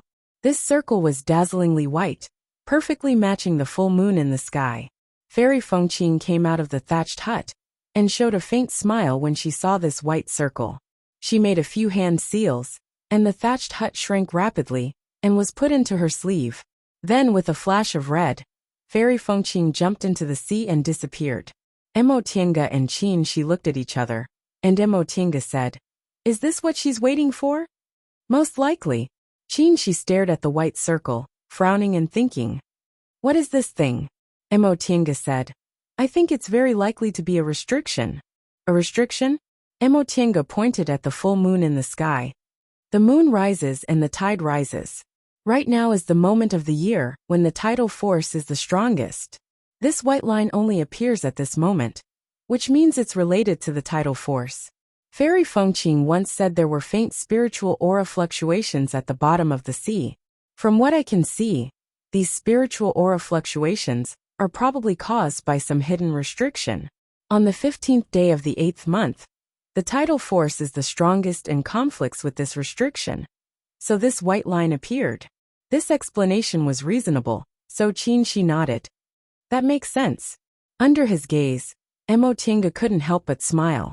She continued to say, if that's the case, then this moment is the moment when the hidden restriction is the weakest. And it's also the moment when it's the easiest to find and break. Qin Shi's gaze changed. Then should we follow her? Mo Tinga didn't hesitate. She made a hand seal and hit the canoe. The restriction on the canoe buzzed and dived down. The waves on the surface of the sea were turbulent, and the undercurrent was turbulent. The canoe broke through the undercurrent and dived deeper and deeper, looking for Fairy Fengqing. Qin Shi turned his head and looked at the white line not far away. This white line was a white wall under the sea, going all the way to the bottom of the sea. If one looked carefully, they would see it was white, because it was composed of waves. The seawater was violently impacted in this narrow space, so it could only exist in the form of waves. Countless waves formed this white wall, transmitting a powerful force from afar. Qin Shi agreed with Mo Tinga's speculation. This was obviously the result of two forces colliding with each other. I got it. The deeper they went, the darker the seawater became. Even cultivators with amazing eyesight couldn't distinguish their surroundings. Right at this moment, Mo Tinga sensed a faint spiritual aura fluctuation. The canoe chased after this spiritual aura fluctuation. The boat made of black iron heartwood was extremely smooth, and it quietly crossed the seawater. This spiritual aura fluctuation became more and more violent, and the seawater around it also became more turbulent. The undercurrent was turbulent, and the power seemed to be tearing. In front of them, Fairy Fengqing made a hand seal to release a red lotus in order to deal with the turbulent current. At this moment, she was deep in the sea. She thought no one would discover her, so she no longer concealed her breath. She didn't know there were two tails following her. Fairy Fengqing kept diving. When her feet suddenly stepped on the seabed, she showed a puzzled expression. After thinking for a moment, she took out a lamp from her Qingquan bag. The bean-like lamp flickered and swayed on the seabed, but it didn't go out. The surrounding seawater was so dark that there wasn't a trace of light, which looked very strange. Small fish swam over and swam around the lamp. They had long lost their eyes after living at the bottom of the sea for a long time, but they could still feel the faint heat from the lamp. Fairy Fengqing frowned. She waved the ribbon, and a powerful force swept towards the small fish. She originally thought the small fish would die under her sweep, but unexpectedly, these small fish only retreated several feet before they swam away again. Fairy Fengqing was very surprised. Although it was just a casual wave, she was a nascent soul cultivator, and these small fish were at most in the first rank. How could they be unscathed? She reached out and caught a small fish. She looked left and right, but didn't see anything special. So she had to throw the small fish away in confusion, and continue to look for the source of the spiritual aura fluctuation. The spiritual aura fluctuation was the strongest at the bottom of the sea. Fairy Fengqing circled around the island several times, but couldn't find the source. Seeing that the tidal force was slowly receding, she anxiously continued to dive down. Since she was already at the bottom of the sea, she could only go down and dig a hole. Digging a hole wasn't something she liked at all. However, Fairy Fengqing didn't care about it anymore. If she missed this opportunity, she would have to wait another year. If it was before, she could afford to wait, but now she couldn't. Tiandao sect was declining day by day. In order to protect its authority, 4 nascent soul cultivators were sent outside, leaving only 2 early-stage nascent soul cultivators, her and Lu Dequan, to guard the sect. She couldn't stay outside for a long time. Thinking of this, she secretly clenched her teeth. If it wasn't for Xianqing School's strong rise in the past 100 years, and the emergence of many talented people, how could Tiandao sect fall into this situation? Not to mention the ownership of the #1 cultivation group in the Celestial Pole. Xianqing School's behavior was really disgusting. They were obviously the #1 cultivation group, but they pretended they didn't want to fight for power and only sent half of their nascent soul cultivators to participate in the battle. This half was equivalent to the number of nascent soul cultivators they sent, which was 4 each. More importantly, Senior Marshal Brother Lu repeatedly warned them that they couldn't afford to lose even one nascent soul cultivator now, so they had to put their own safety first. Among the 8 nascent soul cultivators in Xianqing School, aside from Xingyang, Jinghe and Huayan, the oldest was Miaoyi, who was only about 700 years old. As for Tiandao sect, the youngest was also about 700 years old. Thinking of this, Fairy Fengqing couldn't help but think. Aside from Xingyang and Jinghe, the other 6 people were all in the early stage of the nascent soul realm, except for Qin Shoujing, who was in the middle stage of the nascent soul realm. Lord Taoist Huayan was an experienced nascent soul cultivator. Although he was only in the early stage, he wasn't easy to deal with. Miaoyi advanced to the nascent soul realm earlier than her, and Xianyin advanced to the nascent soul realm almost 200 years ago. Both of them were extremely talented and stronger than ordinary cultivators. The remaining 2, Li Lingxi and Mo Qingwei, hadn't advanced to the nascent soul realm for a long time, and maybe hadn't even stabilized their realms. Especially Mo Qingwei. She was too young, and presumably didn't have a stable foundation. If she was careless during the battle, she sneered. Mo Qingwei was in the Eastern Sea not long ago. If she had a chance to meet her, she was the youngest nascent soul cultivator in the history of the Celestial Pole. This title added a lot of glory to Xianqing School. If she died, it would be a good way to attack Xianqing School's morale. Maybe they could even take back the title of the #1 cultivation group in the Celestial Pole.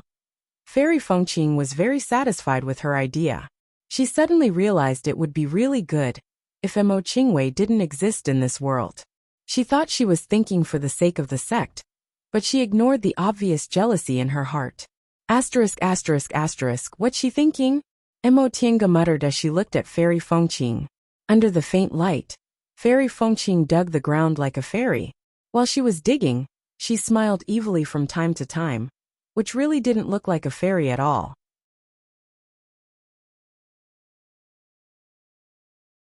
Chapter 596. It was hard to imagine that a restriction would be placed at the bottom of the sea. Fairy Fengqing busied herself for a while, but the deeper she went, the weaker the spiritual aura fluctuations became. She could only give up. Where is it? Fairy Fengqing was confused. The undercurrents around her became calmer, and the tidal force was fading. If she couldn't find it, she could only go back to Tiandao sect first and come back later. However, the current situation was tense. She didn't know if she would have another chance in the future. What should I do? What should I do? Fairy Fengqing muttered to herself. As time passed, and the undercurrents gradually subsided, she became more and more anxious. All of a sudden she shouted, "Senior, would you rather let the treasure be covered in dust than give it to your descendants?" Upon hearing Fairy Fengqing's voice, Mo Tiange turned around and said with a smile, "She's really interesting. Will the restriction appear automatically if I shout?" Qin was about to laugh, but his smile froze on his face. A rumbling sound came along the sea. It was dull but clear, as if a door that had been closed for a long time was opened, and the aura of another world filled the air. The 2 of them turned their heads in the direction of the voice, only to see that the previously quiet island suddenly began to shake, and an incomparably clear fluctuation of spiritual energy spread out. No way! The 2 of them looked at each other in dismay. Fairy Fengqing was ecstatic. She hurriedly followed the spiritual aura fluctuation, and found that the source of the fluctuation was on the island instead of the bottom of the sea. "It's really amazing," Fairy Fengqing praised and quickly swam up. Mo Tiange hastily operated the formation inside the 10,000 miles solitary boat to hide her traces. Fairy Fengqing had no idea she was being followed. Seeing that there was hope for a fated chance, she was so excited that she didn't have time to be on guard. The peace in the past month had lowered her vigilance. After returning to the island, Fairy Fengqing's divine sense slowly swept every inch of the island. When she chose this island as her temporary residence, She checked the island several times to make sure there was nothing wrong with it. However, even a nascent soul cultivator didn't find anything abnormal on the island with a circumference of 2 or 3 miles. This senior's means were really shocking. After Fairy Fengqing came to the island, Mo Tiange still hid the 10,000-mile solitary boat in the dark to monitor her movements. The source of the spiritual aura fluctuation was on the small island. This also caused Mo Tiange to exclaim in admiration. It seems the rumored cultivator's cultivation level is indeed in the deification realm or above. Otherwise, how could he conceal himself so well? Aside from Fairy Fengqing, Shi and Qinshi were also there. Qinshi's cultivation level was higher than hers, and she was skilled in formations, but she didn't notice the restriction this senior left behind at all. This was only a small island with a circumference of 2 to 3 square miles. But the restriction was right under the noses of the 3 nascent soul cultivators. As she thought up to this point, Mo Tiange suddenly fixed her gaze and muttered, "The small island." Qinshi noticed her strange expression and asked, "What's wrong? What's the problem?" Mo Tiange thought for a while, then raised her eyebrows and said, "I know what's going on with this restriction." Seeing that she was in high spirits, Qinshi smiled and said, "You can tell?" "It can only be considered an inference. I'm not 100% sure." Fairy Fengqing said she obtained this information from a letter written by a previous elder of Bishuan court. This means that the discovery of the Qilin bone happened about 1,000 years ago. As for the legend of the Qilin, it can't be too late. Adding the two together, it's thousands of years. She paused for a moment, then looked at Qinshi and said, "Thousands of years have passed, and the world has changed.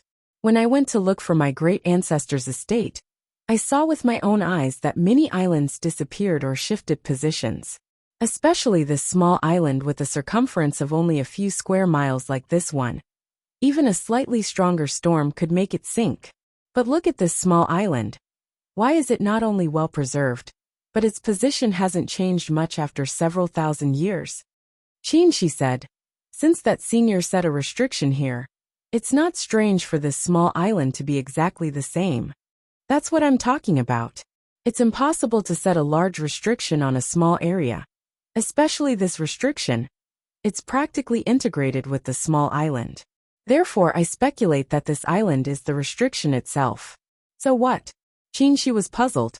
Mo Tiange smiled and said, "Since the whole island is a restriction, you can consider it a unique magic weapon." Qinshi's eyes lit up. He understood what she meant. "You mean the whole island can be taken away?" Mo Tiange nodded lightly. In theory, for a nascent soul cultivator, it wasn't difficult to take away such a small island. Qinshi said, "Isn't that simple? If we can't crack it for now, we can take it away first."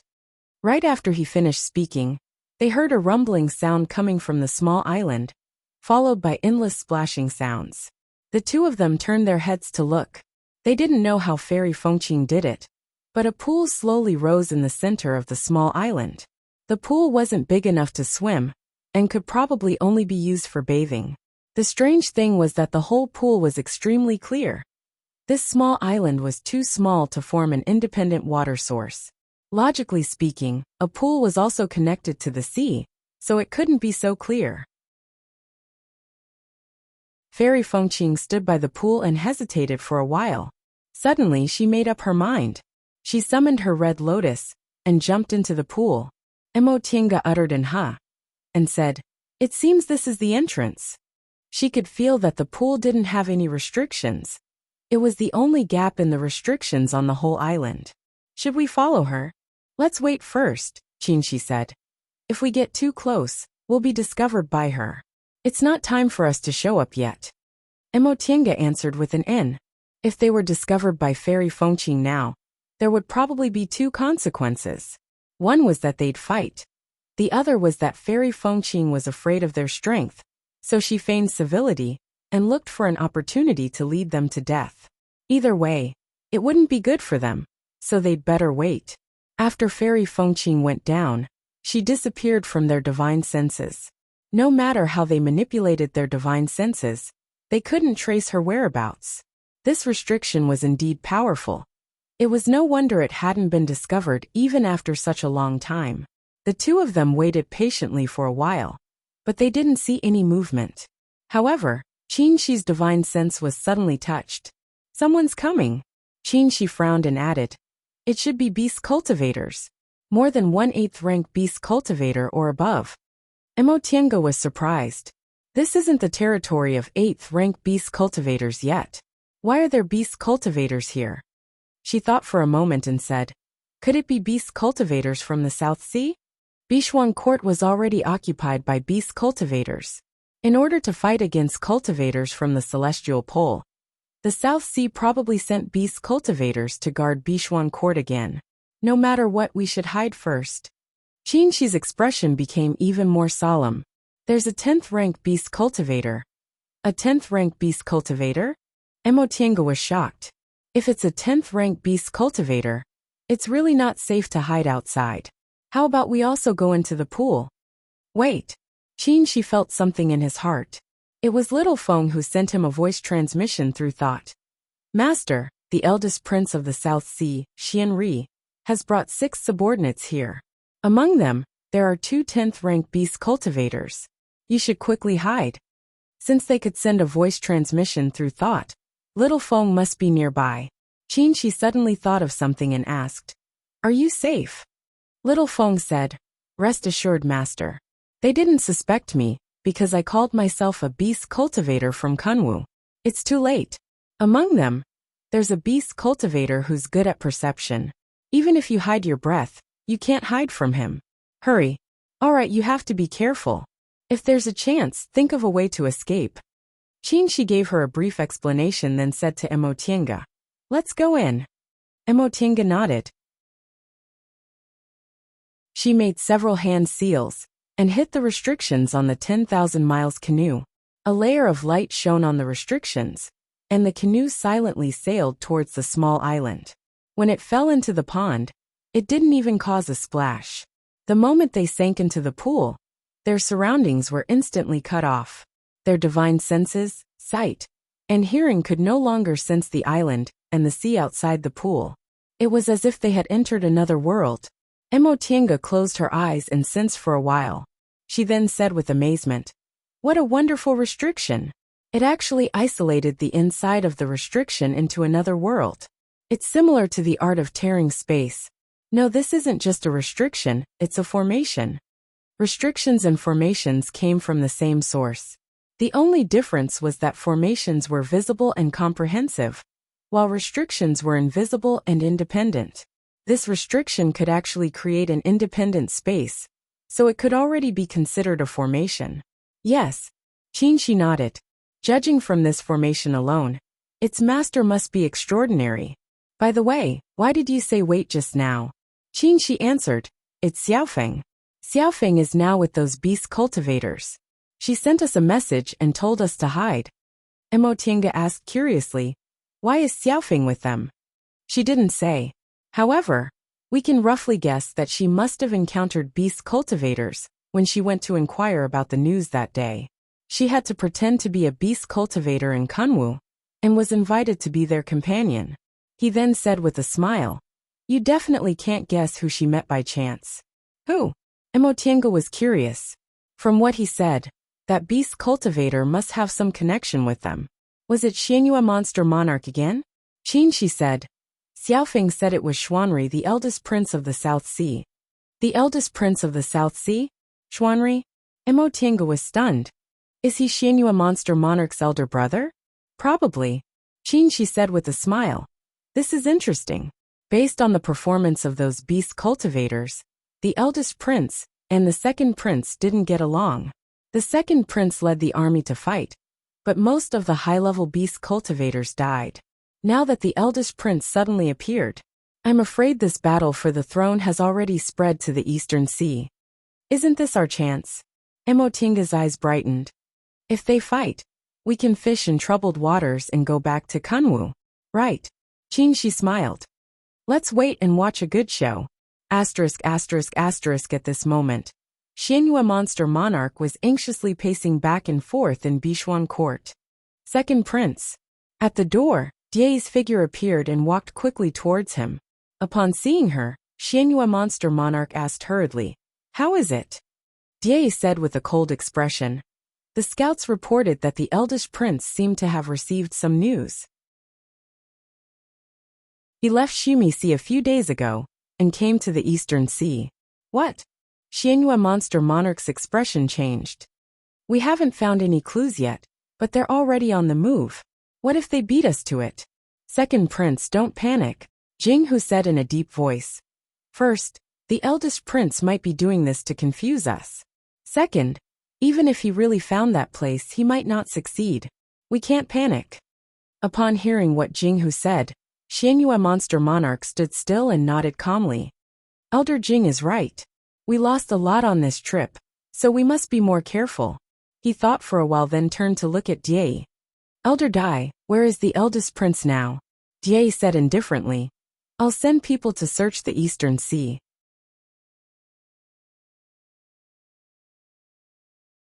Chapter 597. Blue, white, black, and gold light flew over and stopped in the air above the island. Black Sun Demon Master scanned with his divine sense and was surprised. Why is there no movement? The middle-aged demonic cultivator beside Black Sun Demon Master muttered. There was indeed a weak aura just now, but it's gone now. Humans? Black Sun Demon Master scanned the island again, feeling a little excited. He grew up in the deep sea and had never been on land or seen humans. The middle-aged demonic cultivator laughed. First Prince, this is the depths of the East Sea. Humans won't come here easily. Besides, not long ago, the second prince led the army to attack the human sects along the coast. I think the human cultivators in this area must have been wiped out. Really? Black Sun Demon Master was a little disappointed. Thinking of Xianyue, he gnashed his teeth in hatred. Humph. That brat. Does he think he can win my favor by doing this? Didn't he see how many demonic cultivators above the 8th rank he brought with him? The middle-aged demonic cultivator glanced at Xiaofeng and said, First Prince, why are you worried? This task is of no benefit to you. If you win, it'll be a matter of course. If you lose, it'll ruin your image as a ruler. First Prince is the rightful heir of the South Sea, so you don't need to add to your achievements. Second Prince was forced to do this. Otherwise, he wouldn't have been able to compete with you. Elder Jing is right. The First Prince seemed to trust the middle-aged demonic cultivator very much. He calmed down after hearing this. The middle-aged demonic cultivator laughed again. Besides, if we can get to the treasure first, Second Prince's efforts will be in vain. He volunteered to come here for. He paused as if he suddenly realized there was an outsider here. Xiaofeng pondered. Did the demonic cultivators from the South Sea invade for another purpose? It made sense. With so many demonic cultivators in Kunwu, how could there be enough materials to distribute? Besides, according to her master, the South Sea was dangerous but had many treasures. The middle-aged demonic cultivator turned his eyes to Xiaofeng. Seeing Xiaofeng looking at the island casually, he relaxed a little. Speaking of the purpose of this trip, Black Sun Demon Master was in high spirits. Yes, we'll definitely achieve our goal this time. Let's see if Xianyue can still laugh then. First Prince is right, the middle-aged demonic cultivator said respectfully. The Black Sun Demon Lord was even more pleased with himself and said, Then let's quickly solve the riddle. The treasure is right in front of us. First Prince, please wait. Seeing that the Crown Prince had become infinitely optimistic after just a few words of praise, the middle-aged Fey cultivator hurriedly stopped him. Crown Prince, he is a divine monarch senior after all. His divine strength is extraordinary. We must be extremely careful. Hearing this, Black Sun Demon Lord was a little disappointed. However, he had always respected Elder Jing. So he said, Elder is right. In your opinion, what should we do? Elder Jing looked at the small island beneath his feet and said, From the strange phenomenon, this island is our destination. However, the Holy Land has been around for so long, but no one has ever found it. I'm afraid it's not as simple as it looks on the surface. The 8th rank beast cultivator hesitated for a moment before saying, Eldest Prince, Elder Jing, I didn't find any restrictions. Hearing that, Black Sun Demon Lord said anxiously, Elder, look. Don't lower your guard. Elder Jing emphasized again. He was worried about the crown prince's impatient character. We demonic cultivators are far less proficient in the Tao of formations and restrictions than humans. We must be extremely careful. Got it. Black Sun Demon Lord's tone started to become a little impatient. He thought to himself, no wonder Father didn't like Elder Jing very much. He was really too long-winded. Elder Jing swept his gaze across and instructed the 3 9th rank beast cultivators. The 3 of you go down and scout the way first. The 3 beast cultivators responded in unison. They split into 3 different directions and landed on the small island. Elder Jing's gaze turned to the only 8th rank beast cultivator. Jin Jing, from now on, you must be extremely careful. If there is even the slightest accident, you must tell us. This 8th rank beast cultivator with extraordinary talent and extremely sharp senses looked like a very skinny young girl of 14 or 15 years old. Her appearance was ordinary, and she had a timid expression. She was no different from a human girl. But that head of golden hair was very different from a human's. Yes, Jin Jing replied timidly. She had just reached the 8th rank, and her cultivation was far from Elder Jing's requirements. Under normal circumstances, she would not be chosen. It was only because she had a special talent that Elder Jing included her in the list of people who would go along with him. Above the small island, other than Black Moon Demon Lord, Elder Jing and Jin Jing, there was also a sloppily dressed black-skinned man with a big beard. He stood at the side lazily and had not said a word until now. However, no one could ignore him because his cultivation was the same as Elder Jing's. They were both at the 10th rank. The 3 9th rank beast cultivators landed on the small island and began to search inch by inch. The small island was really too small. Even if they were to be as thorough as the grass and trees, it only took them an hour to finish the search. The 3 beasts flew back one after another and reported, Crown Prince, there's nothing unusual. Black Sun Demon Lord turned to look at Elder Jing. Elder Jing asked Jin Jing, what about you? Jin Jing shook her head dejectedly. Elder Jing pondered for a moment and turned to call out, Ni-Chi, go and check it out. The black-skinned man was rubbing the mud off his body. When he heard that, he lifted his head and grinned at Elder Jing. Old Jing, you want me to check it out? Is it what I think it is? Elder Jing glanced at him. What else? Do you know anything else? The black-skinned man chuckled. Then I won't stand on ceremony. As soon as he finished speaking, he took a step forward and transformed into his true form with a shake of his body. It was an enormous and swarthy black loach. The bloodline of loaches was extremely lowly. It was difficult for them to even become demonic beasts, let alone transform into human form. However, this black loach not only went through the calamity and transformed, but also cultivated to the peak of demonic beasts, the 10th rank. Such an achievement could not be described as shocking. The black loach named Ni-Chi opened its mouth and sucked in suddenly.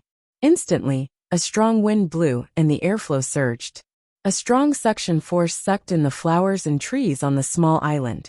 First the dust, then the flowers, then the trees. Finally, when there was nothing left to suck, even half of the ground was sucked up. After sucking, Ni-Chi closed his mouth and chewed, swallowing everything in one breath. He smacked his lips and said unsatisfactorily, disgusting, too disgusting. Elder Jing was too lazy to comment on this sentence. He smiled at Black Sun Demon Lord. Eldest Prince, I know where the entrance is. Oh, Black Sun Demon Lord was baffled. He did not notice anything wrong. How did Elder Jing know? Elder Jing pointed to the pool in the center and said in a deep voice, Eldest Prince, please take a look. Ni-Chi's heaven swallowing technique is amazing. Why is the pool not moving at all? Black Sun Demon Lord looked and was enlightened. I see. Even half of the ground was sucked out. But the water in the pool did not move at all. They had all seen Ni-Chi using the heaven swallowing technique. Not to mention a pool of water. Even a shallow beach could be sucked clean by him. What about below? Is this a formation? Elder Jing said. Let's go down and break the formation. Asterisk, asterisk, asterisk, it had been 6 hours. And they were still in the water. Moreover, it was fresh water, not seawater. Emotienga looked solemn. She would believe that the pool was connected to the sea. but they had tasted the surrounding water, and it was still fresh water. How could there be so much fresh water on a small island that they couldn't get out of it after 6 hours? How about we let Xiaofan go out and have a look? Qin, she suggested. Emotinga shook her head. Xiaofan's cultivation level is too low, and it's too honest. If something happens, I'm afraid it won't be able to handle it. Qin, she thought about it and agreed. Xiaofan was dumb, but as a ferocious sea dragon, it was as naive as a blank sheet of paper. Wouldn't it be courting death to let it be the vanguard? If it encountered a demonic beast with higher spiritual intelligence, it would probably be tricked into selling it and help its owner earn money. The two stood next to the boat and saw the water above the boat was calm and clear. It was as gentle and beautiful as amber, but their hearts were extremely heavy because they were not people who admired amber, but little insects trapped in amber. As far as their divine senses could reach, there was nothing but water. They didn't know whether their divine senses were misled, or it was water to begin with, but they knew it was definitely not a good thing if it went on like this. Where did this senior come from? I've never heard of this kind of formation. Emotinga frowned. The strangest thing is that I've seen brilliant formations before. The Immortal Palace in the Sea of Returning Ruins and the Sandstorm City in the far west are all ancient formations, but none of them are this strange. And, Qin, she said slowly, those two places more or less had loopholes because of the passage of time, but this one doesn't. Yes, that's the scariest thing. Emotinga's expression was gloomy, but she also felt powerless. In the past, no matter how powerful the formation was, she wasn't afraid because it was clearly placed in front of her, and she could knock it down. But this time, she couldn't even touch the door. There was no spiritual aura abnormality, no yin and yang chaos, no signs of confusion, and no means of attack. From the moment they entered the pool, they seemed to have jumped into a black hole with only water. Everything was very calm, but it was also terrifyingly calm. They hadn't been able to find Fairy Fengqing. From the moment she jumped into the pool, they lost track of her. How big was this pool? Even a nascent soul cultivator's divine sense couldn't find its edge. What should we do? Emotinga murmured. She was asking Qin she as well as herself. This feeling of being in the dark was terrible. We can't keep waiting like this. Qin, she was halfway through his words when the 10,000 miles canoe suddenly trembled. The two of them looked at each other, both feeling happy. They weren't afraid of trouble. What they were afraid of was no change. As long as there was a change in spiritual aura, they could find a way to break the formation. However, the next moment, the 10,000 miles canoe suddenly trembled violently. Emotinga made a hand seal and hit the restrictions on the canoe, but she still couldn't stabilize it. A powerful force was pressing towards them. Qin, she raised his head and looked around. The water around them was no longer calm. It had become extremely turbulent, just like the turbulent seawater before they entered the formation. However, this force was more than 100 times stronger. Tinga, he called out. Emotinga barely managed to stabilize herself. She grabbed his outstretched hand and said loudly, I can't control it anymore. The powerful force seemed to be able to topple the mountains and overturn the seas, pressing towards them. They could only choose to stabilize the restrictions on the canoe, to prevent the protective cover from being crushed, and let the canoe drift along with the current. Gradually, a white light seemed to appear in the distance. Then with a splash, the 10,000 miles canoe was thrown out along with the current.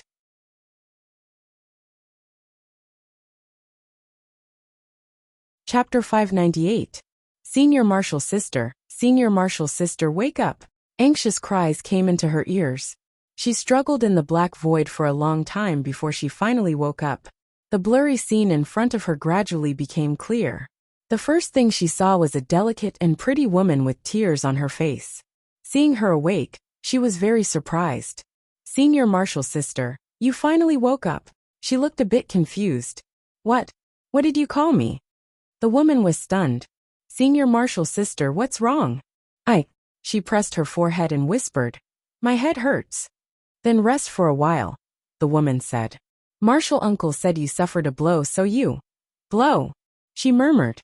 Suddenly her head hurt again.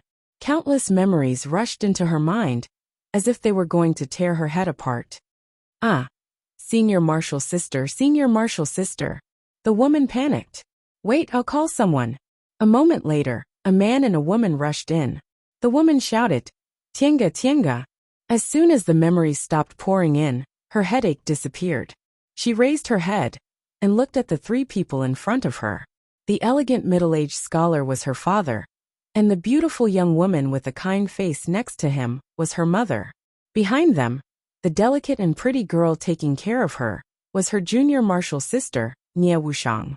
The blow, her junior marshal sister said, was something that happened not long ago. When she formed her gold core, she became Dao companions with the senior marshal brother. The couple loved each other for 100 years and advanced to the nascent soul realm together. Unexpectedly, not long ago, this senior marshal brother suddenly attacked their master, Lord Daoist Jinghe, stole the sect guarding treasure, and betrayed them. Only then did they realize he had bad intentions. Her father looked at her angrily. That traitor, why are you still sad for him? Her mother grabbed her hand and cried. Silly child. Silly child. She was a bit confused. The person she loved for 100 years turned out to be a traitor. This was quite tragic. But why was she so numb? As soon as she thought about this, she suddenly felt a sharp pain in her heart. She was extremely sad, and tears fell uncontrollably. Seeing this, her mother hugged her and burst into tears. Her father frowned. Why are you crying? It's good that this scoundrel with evil intentions has left. Her mother said angrily. Tienga is sad. Can't you be a little more understanding? What kind of father are you? However, his father said, she is sad, so you should console her. Acting like you will only make her more sad. You! Her father and mother quarreled, and her junior sister comforted her quietly. Senior sister, don't be sad. I don't believe that senior brother Qin would do such a thing. There must be some hidden reasons. She lowered her head and wept. What other secrets could there be? He told me himself. But do you believe it? Do you believe senior brother Qin is that kind of person? She hesitated. Senior brother Qin has always been kind. How many people in the sect have received his kindness? He had even saved the lives of Feng Xue, Qing Yu and the others.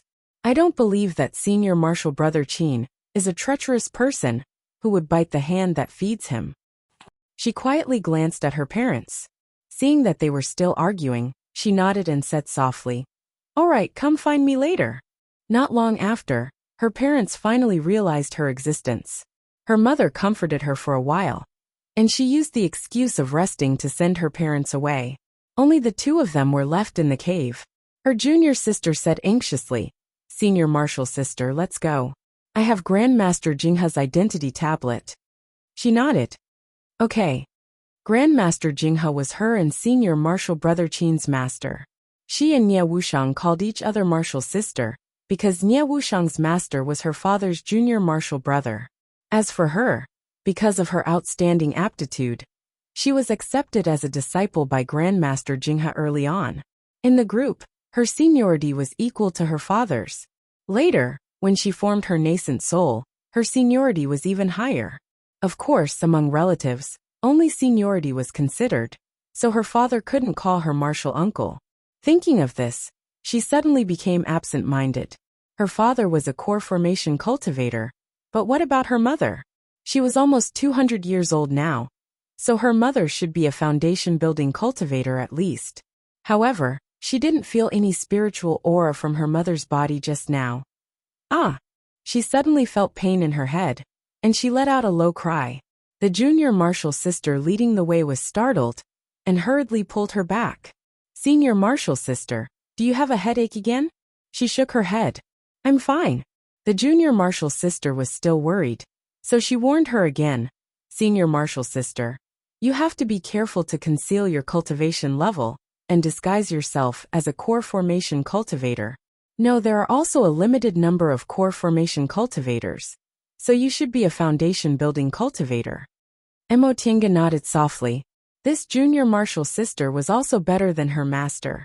Their master was only a core formation cultivator, but she formed her gold core in less than 100 years and now had a chance to advance to the nascent soul realm. It would be easier for her to disguise herself as a foundation-building disciple, with the junior martial sister leading the way. Because of the nascent soul cultivators' rebellion, the school's Great Mountain Protecting Formation was fully activated, and low-level disciples were not allowed to enter or leave. Even core formation cultivators had to hold the identity tablets of Lord Taoists Xingyang and Jinghe, the two nascent soul cultivators. Emotienga disguised herself as a foundation-building cultivator and used a disguising spell to slightly change her appearance, so she easily went out of the school. Then, her flying magic weapon carried her and her junior martial sister eastward at a moderate pace. When they were about 50 kilometers away from the flying magic weapon, the junior martial sister asked, "Senior martial sister, do you know where senior martial brother Qin is going?" Emotienga shook her head blankly. "I don't know. He doesn't have another residence outside the school." She suddenly thought of a possibility and murmured, "Could it be there?" After thinking for a moment, she flung her sleeve to summon a small boat and stepped on it with her junior martial sister. "There's a place he might go." After several days of rushing, they arrived at a tall mountain. This mountain was extremely tall. At the foot of the mountain was a dense forest, and the mountainside was beginning to be dyed white. The summit was covered with snow-white peaks, sparkling and translucent under the sunlight. It was extremely beautiful. This was Demonic Mountain, the most dangerous place in the celestial pole. Demonic Mountain?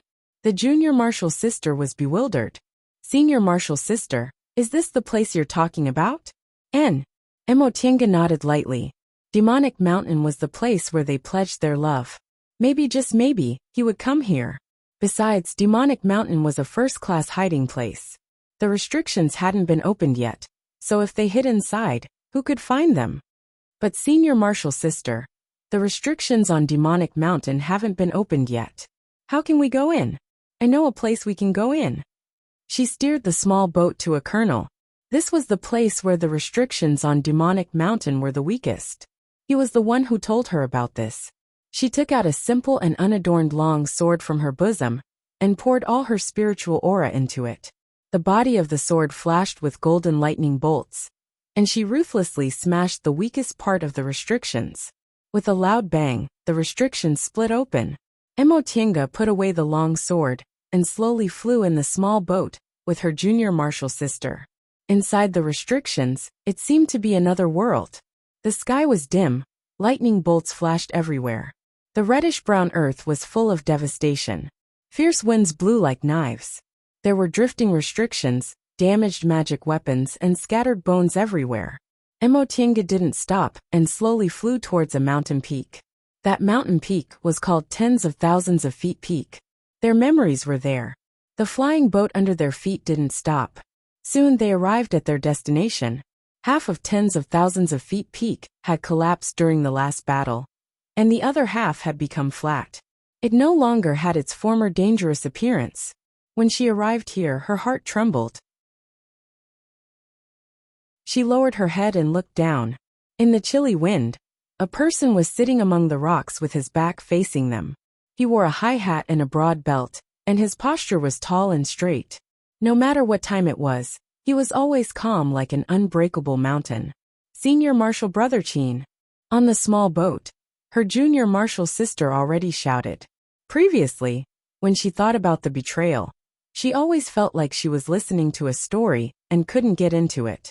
But now, when she looked at his back, she realized that her heart was full of love and couldn't be faked. The flying boat landed. She stared at his back in a daze and walked forward step by step. "Stop!" An angry shout came from above. A woman in red stepped on a red lotus and descended from the sky, landing between her and Emotienga. Emotienga stopped. "You!"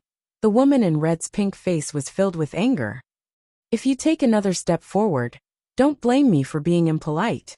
She stared at the woman and asked in a deep voice, "Who are you?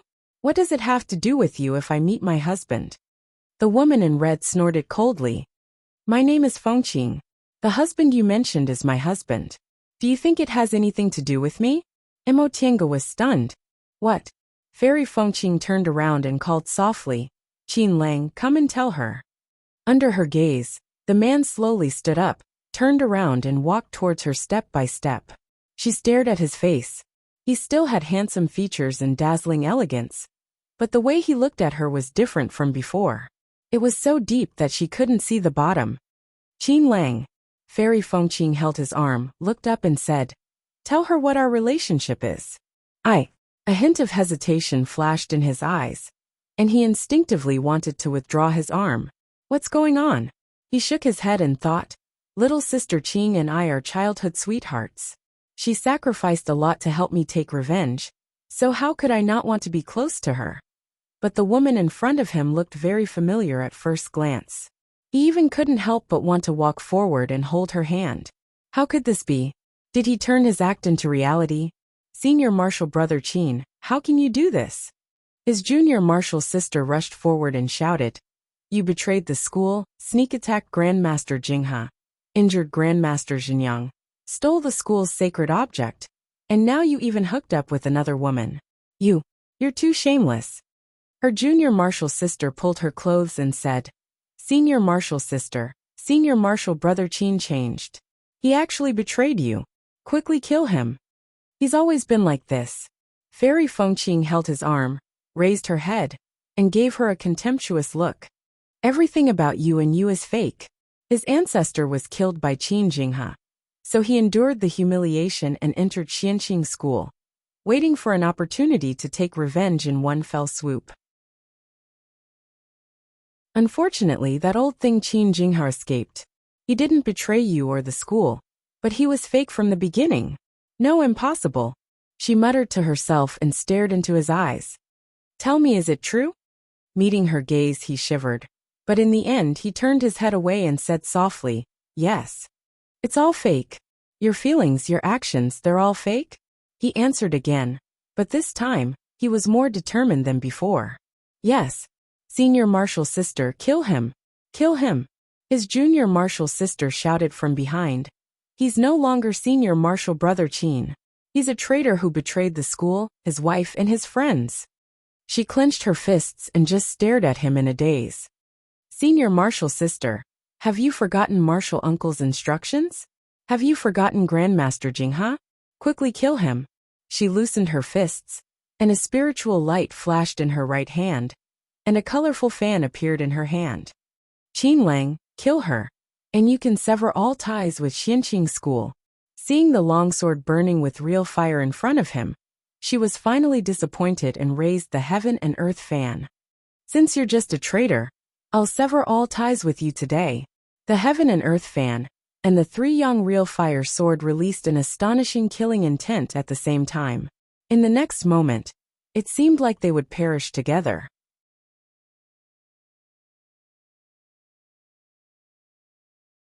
Chapter 599. Mountains and rivers flew out of the heaven and earth fan, and the three young real fire sword transformed into thousands of flying swords with amazing momentum.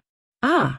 With a scream, the junior sister was hit by the heaven and earth fan, and the three young real fire sword at the same time. She looked at the two of them in shock. Then her figure slowly became transparent and finally faded away, disappearing without a trace. At the same time, the scenery around them began to blur, like a landscape painting being erased little by little. Fairy Fengqing was shocked. What's going on? How could this be? Emotienga and Qin Shi were very calm. The rocks under their feet lost their color, and the restriction in the sky disappeared without a trace. What replaced it was a vast immortal palace. They didn't know where this immortal palace was located, but it was surrounded by white clouds that stretched as far as the eye could see. They raised their heads and saw a young man half lying on the horizontal board of the immortal palace. He was dressed in white, elegant and otherworldly, and was fiddling with the 9 interlocking rings with great relish. Emotienga was surprised. They were trapped in the illusion and almost killed each other. Was it because of this young man? Where is this? Fairy Fengqing murmured. She wasn't like Emotienga and Qin Shi, who saw through the illusion themselves and broke out of the realm. She was broken by an external force, so she wasn't out of the play yet, and was fighting with the character in the illusion. The three of them appeared here, But the young man didn't even bat an eyelid. He was still focused on solving the 9 interlocking rings. Qinshi gently pulled Emotienga and said, "He doesn't have any spiritual aura."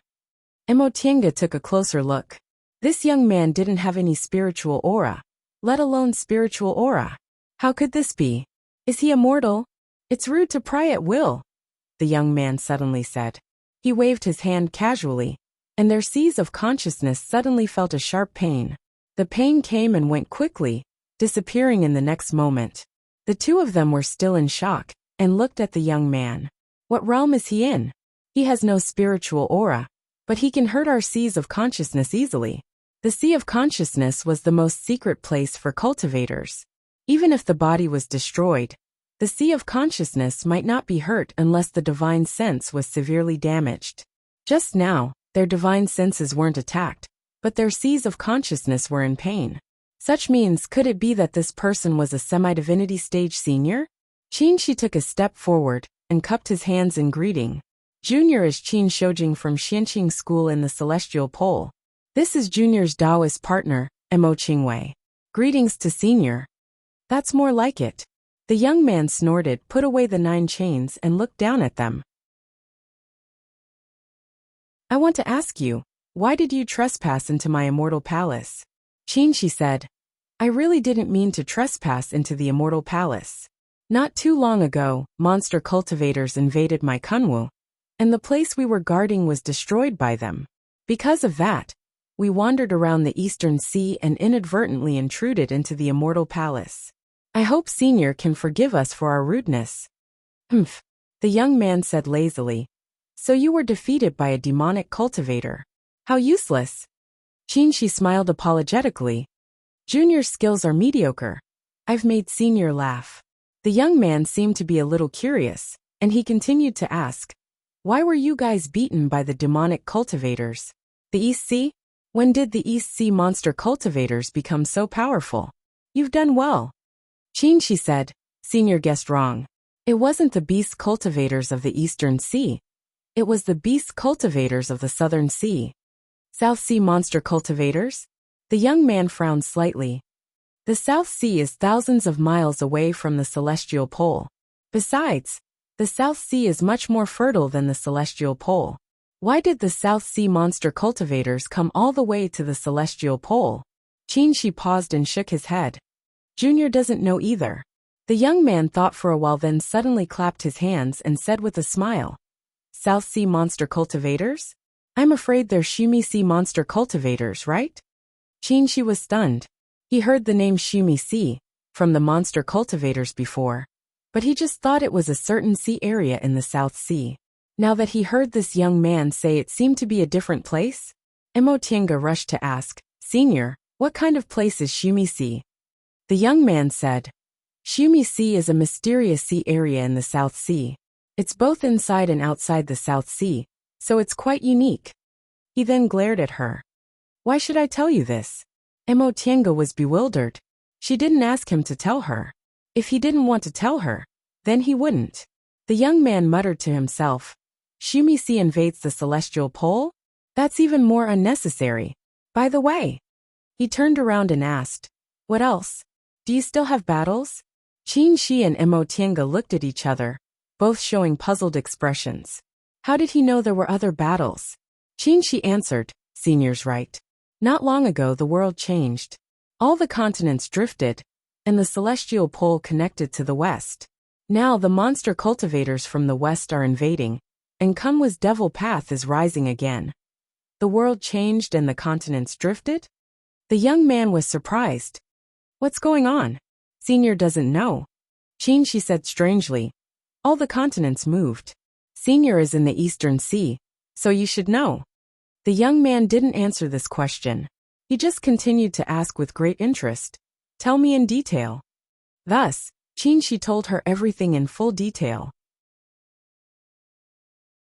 Whether it was the restriction on the island or the illusion behind it, it was enough to prove that the master was a cultivator, whose realm surpassed the nascent soul realm. Just now, the young man casually attacked them, which showed that their lives were in his hands. That being the case, why did they have to play tricks? At least, It seemed the senior didn't want to hurt them. Whatever he asked, they just answered honestly. When she finished talking about the recent situation, the young man sat on the plaque and sighed. The world is in chaos. Is it time for reincarnation again? Reincarnation? Emotinga muttered inwardly. This senior's tone didn't sound like it was a good thing. The young man sighed, then looked at them and said, "Being able to enter my immortal palace means you're fated with me.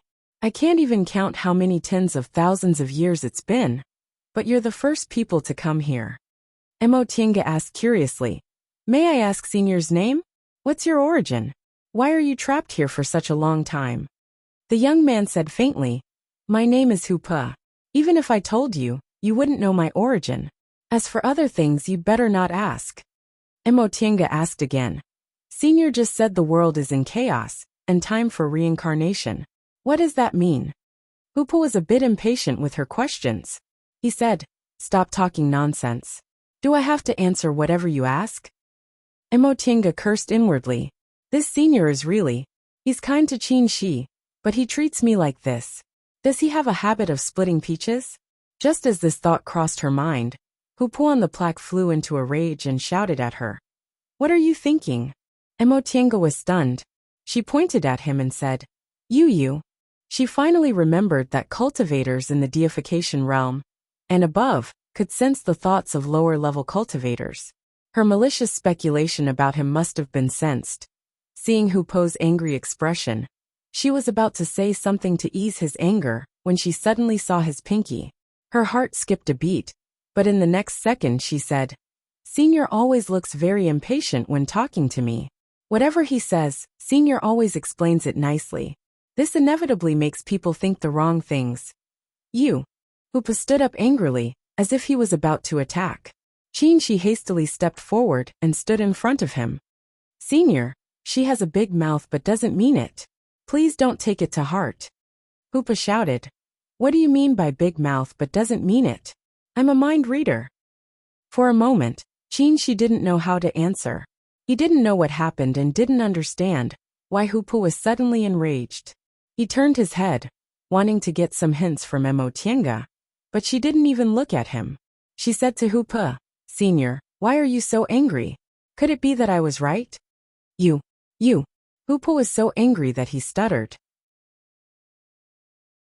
In the end, he said angrily, "If I don't teach you a lesson, you really don't know the immensity of heaven and earth." He raised his hand towards Emotinga.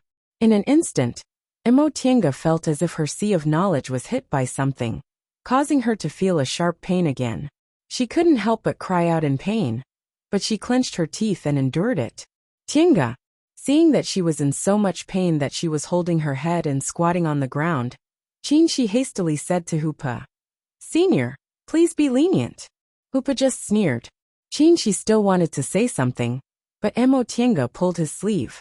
She endured the pain and said softly, "Don't worry about me." She was in so much pain that her face was pale and her forehead was covered in sweat. But her gaze was firm as if she had another meaning.